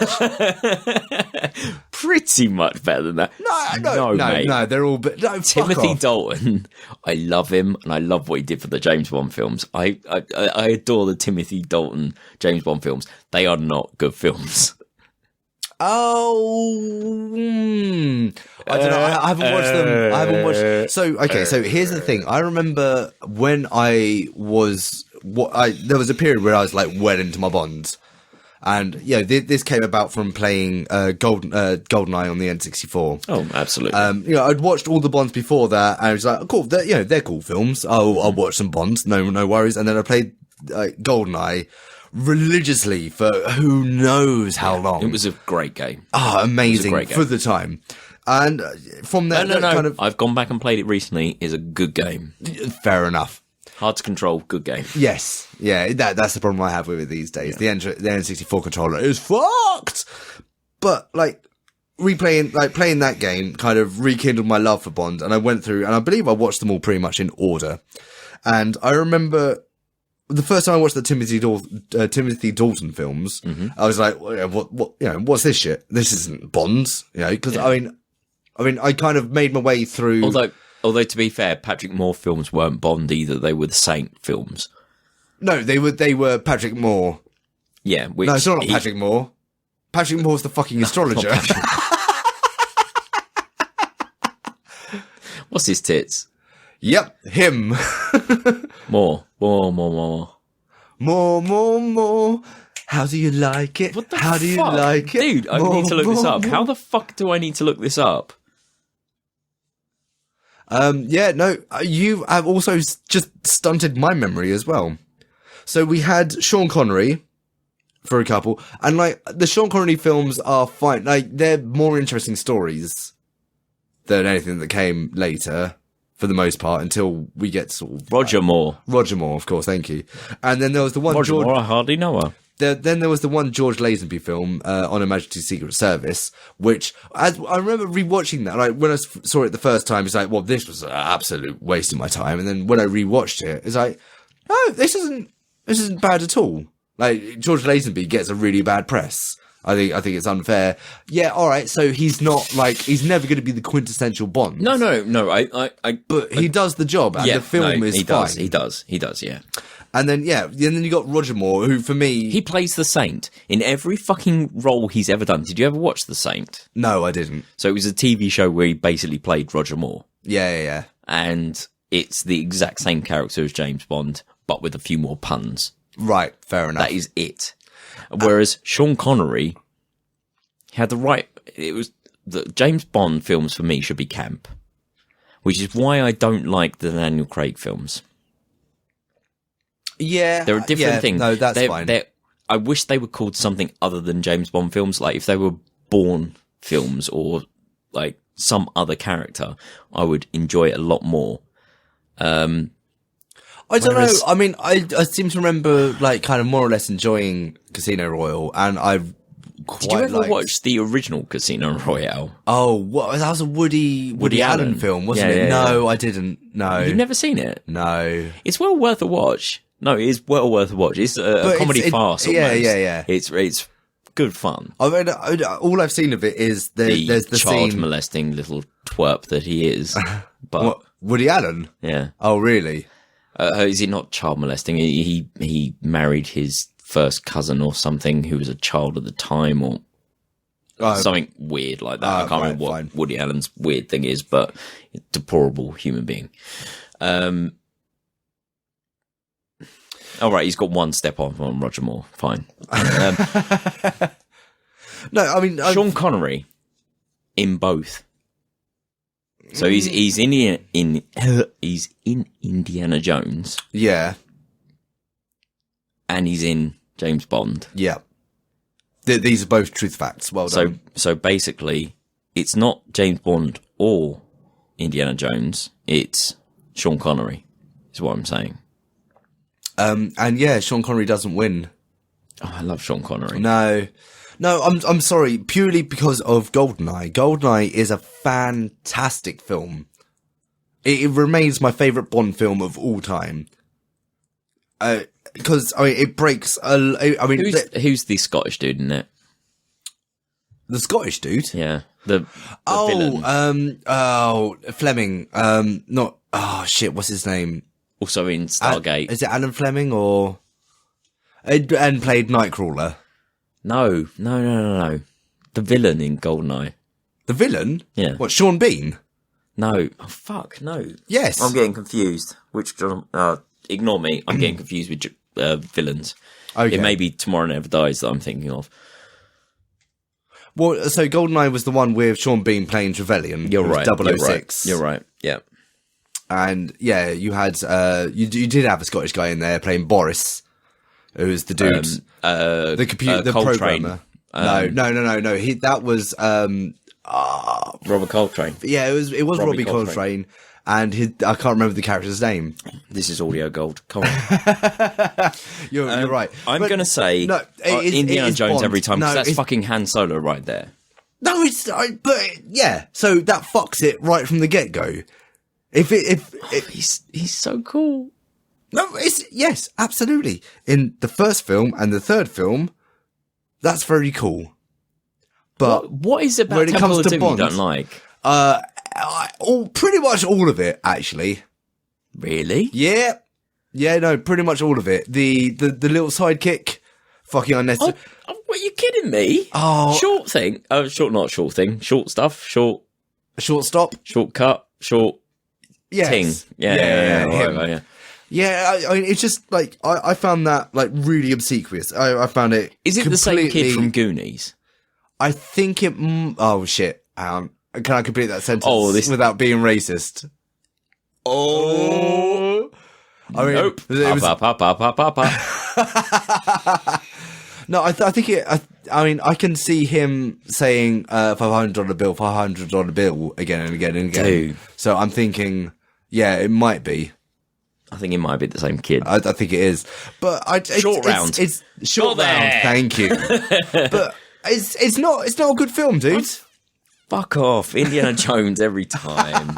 Like, to be fair, I fell off of Indiana Jones and James Bond about the same time. Yeah. I didn't give a shit about Daniel fell Craig off. films. I didn't give a shit about Indiana Jones 4. Okay, so here's my point. I haven't seen Crystal Skull. You haven't. No, I haven't seen any of Daniel Craig films either. So I made it about half an hour into the Crystal Skull before I just I grew horns and turned into an antelope. It was just like nope, away, gone, skitter, and I scattered completely away. It was just I made it. There's a scene in a warehouse where everybody walks in and they're all looking for this thing, quite possibly the Crystal Red Skull. mullet. Yeah. And Red herring. Even. there's a point where they prise open the wooden box. Uh-oh. And suddenly, the magnetic field on this thing is now attracting all of them. Only now Through attracting wood. Through all wood them. stopped it. The wood stopped it before. Wood always stops it in my once case, prized ladies and off, gentlemen. all the magnetism. Yep. And it's like, I watched that, and it's like, oh, like, are you shitting me? Are you fucking shitting me? And then from there, there's some shit that happens, and then Indy finds himself in a nuclear test site, gets into a fridge, and survives. Oh, no, that's awesome. I've only heard colloquially about that. No, that dude, sounds awesome. It's genuinely one of the worst things I've ever seen in my life. Oh. It is so bad. Can we just say Sean Connery is the answer to this? Like, Sean Connery owns. No, because I'm not like even Please, as 'cause Bond. I need a wee. When it comes to Bond, like Pierce Brosnan's my boy. Pierce Brosnan's pretty good. I will say that's my my Bond after Sean Connery. He kind of plays the good mix. Love. I really love that film. I think that's probably because as a kid I read that book and I really, really loved that book. Fair enough. So how about this? Harrison Ford as Bond. Would that work? No, Harrison Ford's American. Keep tipping. Come on, there's stuff left. Go on. Thank you for the whiskey. Right. Hasn't stopped Scottish people. Yeah, no, that's British. That's fine. They're one of us. That's fine. That's absolutely fine. Tom, don't even give me that. Do not even start. No. Hang on. Timothy Dalton is technically not British, isn't he? He speaks with an English accent. It passes. All right. We looked this up before in the podcast, I believe. Fair enough. It turned out he was American technically, but also Welsh or something like that. Okay, but, all fine. right. No, dude, I'm sorry. It is Bond. Harrison Ford is so cool because he doesn't give a shit. He's such a cunt. Like, Harrison Ford is a cunt. Yeah. And so should Bond be. You yes. read those Ian Fleming books but and tell me Bond isn't a cunt. Yeah, but then tell me in all those films that Bond isn't a cunt. The fact that he just murders freely. Murders and fucks freely. Yeah, absolutely. It's just like, doesn't give a shit about what he kills or what he fucks. They effectively, like, exist in the same sphere for him. Yeah, like, fair enough. Like, we're talking about the murder fuck sphere. You're only selling Indiana Jones more. No. Like, at least he kills Nazis, motherfucker. He doesn't kill, But Bond makes psychopaths likable. That's a difficult thing. Blofeld, fucking awesome. I think the thing that I love about Indiana Jones is purely the pulp feeling of those films. It's a reimagining of that kind of 30s, 40s pulp fiction adventure story. I tell you what, dude. I fucking love that stuff. I don't love British spy fiction. We are at an obvious impasse.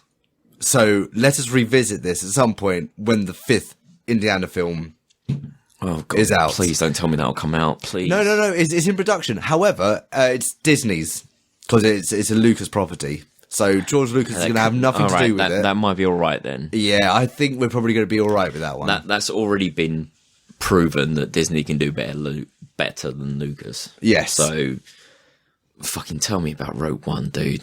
I haven't seen it yet. Have you not? I've still not seen it. You will fucking love Rogue One. Is it all ships? No. Oh. No. You'll like it because it's the least Star Wars film ever. That's good. It's that proper. Sounds good. Like, if you like Guardians of the Galaxy, if you like, I don't know, it's an adventure film. It's not a Star Wars film. Cool. Yeah. I'm looking forward to it. I didn't feel the need to go see it at the cinema. No, but do you know what? I'll find a copy. Find with bunny quotes. A copy of Rogue One, and we'll watch it. No, you'll own with bunny quotes a copy. And then, yes, we shall watch it. Absolutely, no. Anyway. Cool, shall we end the show? We should probably do that. So whose quote, was that Beth, that one? That one's Beth, yeah. Yeah, Thank fuck you for you, that Beth. one. Fuck you. Indiana Jones wins. Wicked. Shall we do the end of the show? We should. So have you got anything to plug? Oh, nothing particular. You said multiple things plugging in the middle of this show. I'll tell you what. I'll just replug. So this week I watched one of Bex's new videos. So cool. The Trista Bytes channel. You watched it with me. In fact, it was the review for the first 3 episodes of Legion. Yeah, which is Fox's new kind of spin-off X-Men series. What's the character it's based on? Xavier's son, Charles Xavier's son. Yeah, I can't remember the name of the character now. Legion. Is it I Legion? guess. I don't know. It might actually be. But so it's kind of from the X-Men universe. It's from the Marvel universe, specifically X-Men. To be fair. And it seemed like I was on the fence on it, and watching Bex's review. Exactly. It's good. This is exactly what I was going to say. I'm going to have to check it out.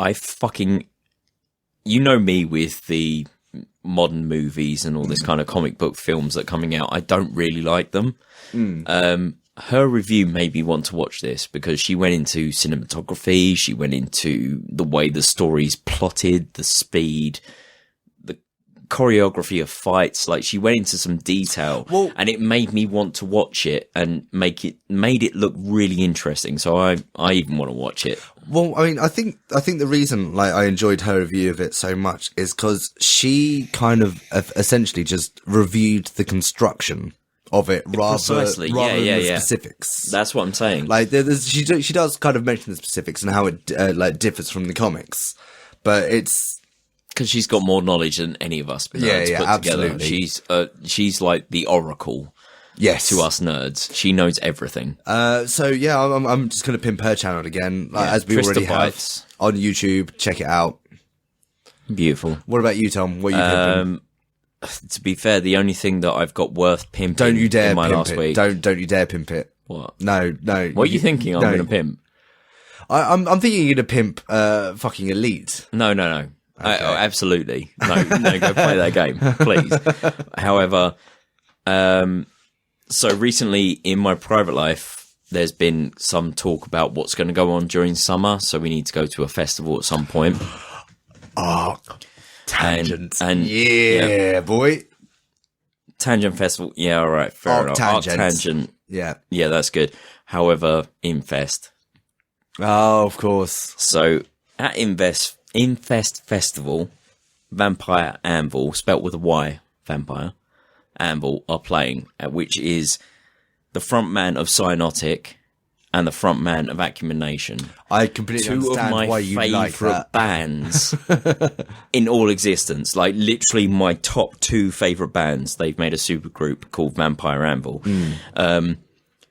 Just go and listen to their music. The album they put up a couple of years ago, Tetsuo, obvious reference to Akira. Yeah. Is fucking phenomenal. Oh my god. That album is everything that I love in music. It's dirty, grindy, industrial noise. It's everything I love.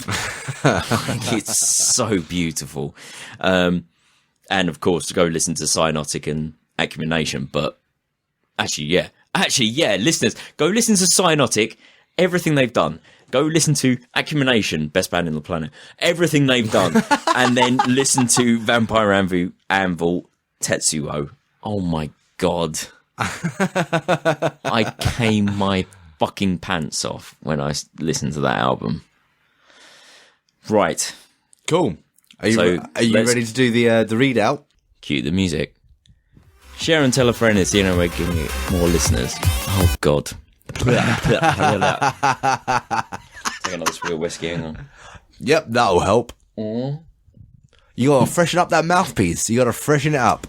Blah. Burn away the Lion face, lemon face, lion face, lemon face, lion face, lemon face. Right. Share and tell a friend is the only way we're going to get more listeners. The website is podtopicpodcast.com. Go there to submit a topic and find all our various links and shit. You can find us on Facebook, Instagram, Twitter, Tumblr by searching podtopicpodcast.com. Hashtag podtopicpodcast if you'd like on Instagram. Get on our community podcast wall. I don't know why I looked at you.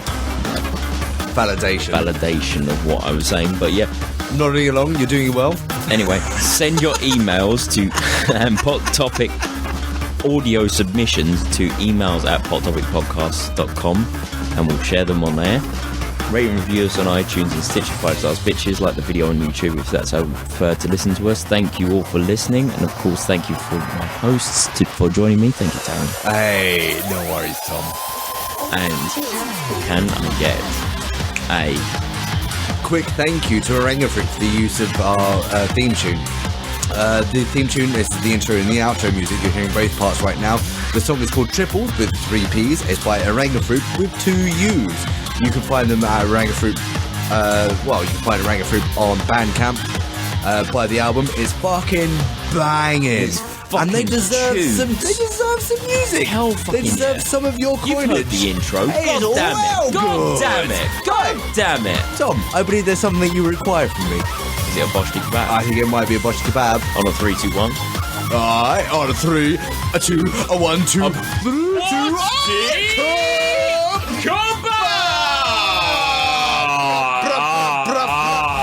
Enjoy this edit boshti kebab. Enjoy this edit boshti kebab. Yeah. Oh god, I wasn't drunk. No, I am.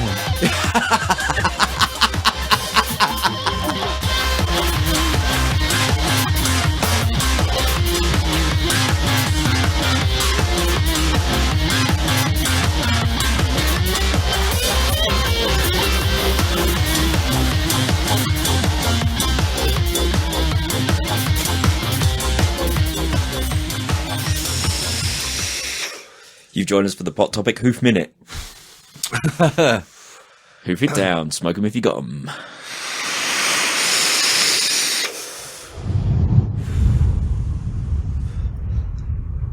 Smoke weed every day. Smoke weed moderately.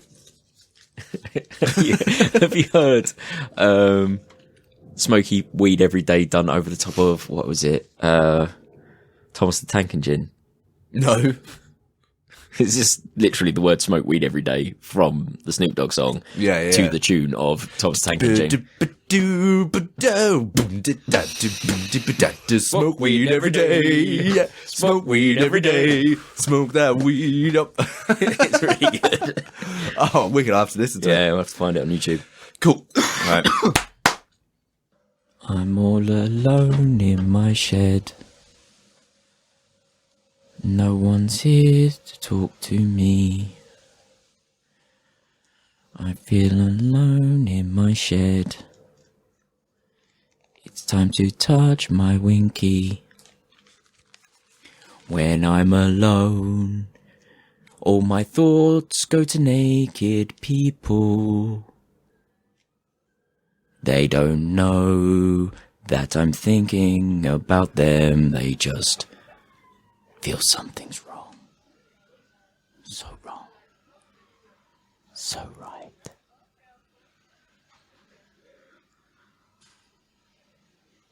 All alone in my shed. I'll keep trying to rhyme while I have a head. Shit. That was bollocks. I need a wee. Okay. God, that was unbearable. I almost got a cramp again. I was fidgeting so much in my chair, and it's pissing it down now. Can you?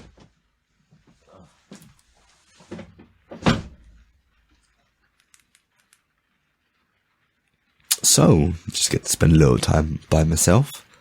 This is some good time. I have a little crack on my vape.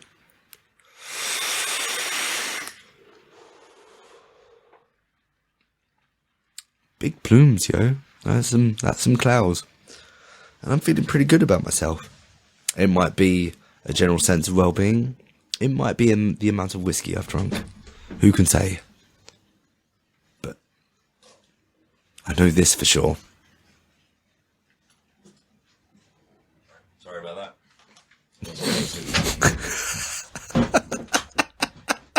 So, okay, I've got something to say. What? Nothing, you'll hear when you play it back. Okay. You need to hear the song I sang myself when I was left alone in the shed. Oh, what's that? Oh, well, I guess tomorrow's going to be a hungover day. I hope not. I've got to be up so early. It's all right. I think we might be on a 1-to-2 ratio in the bottle. Yeah, maybe.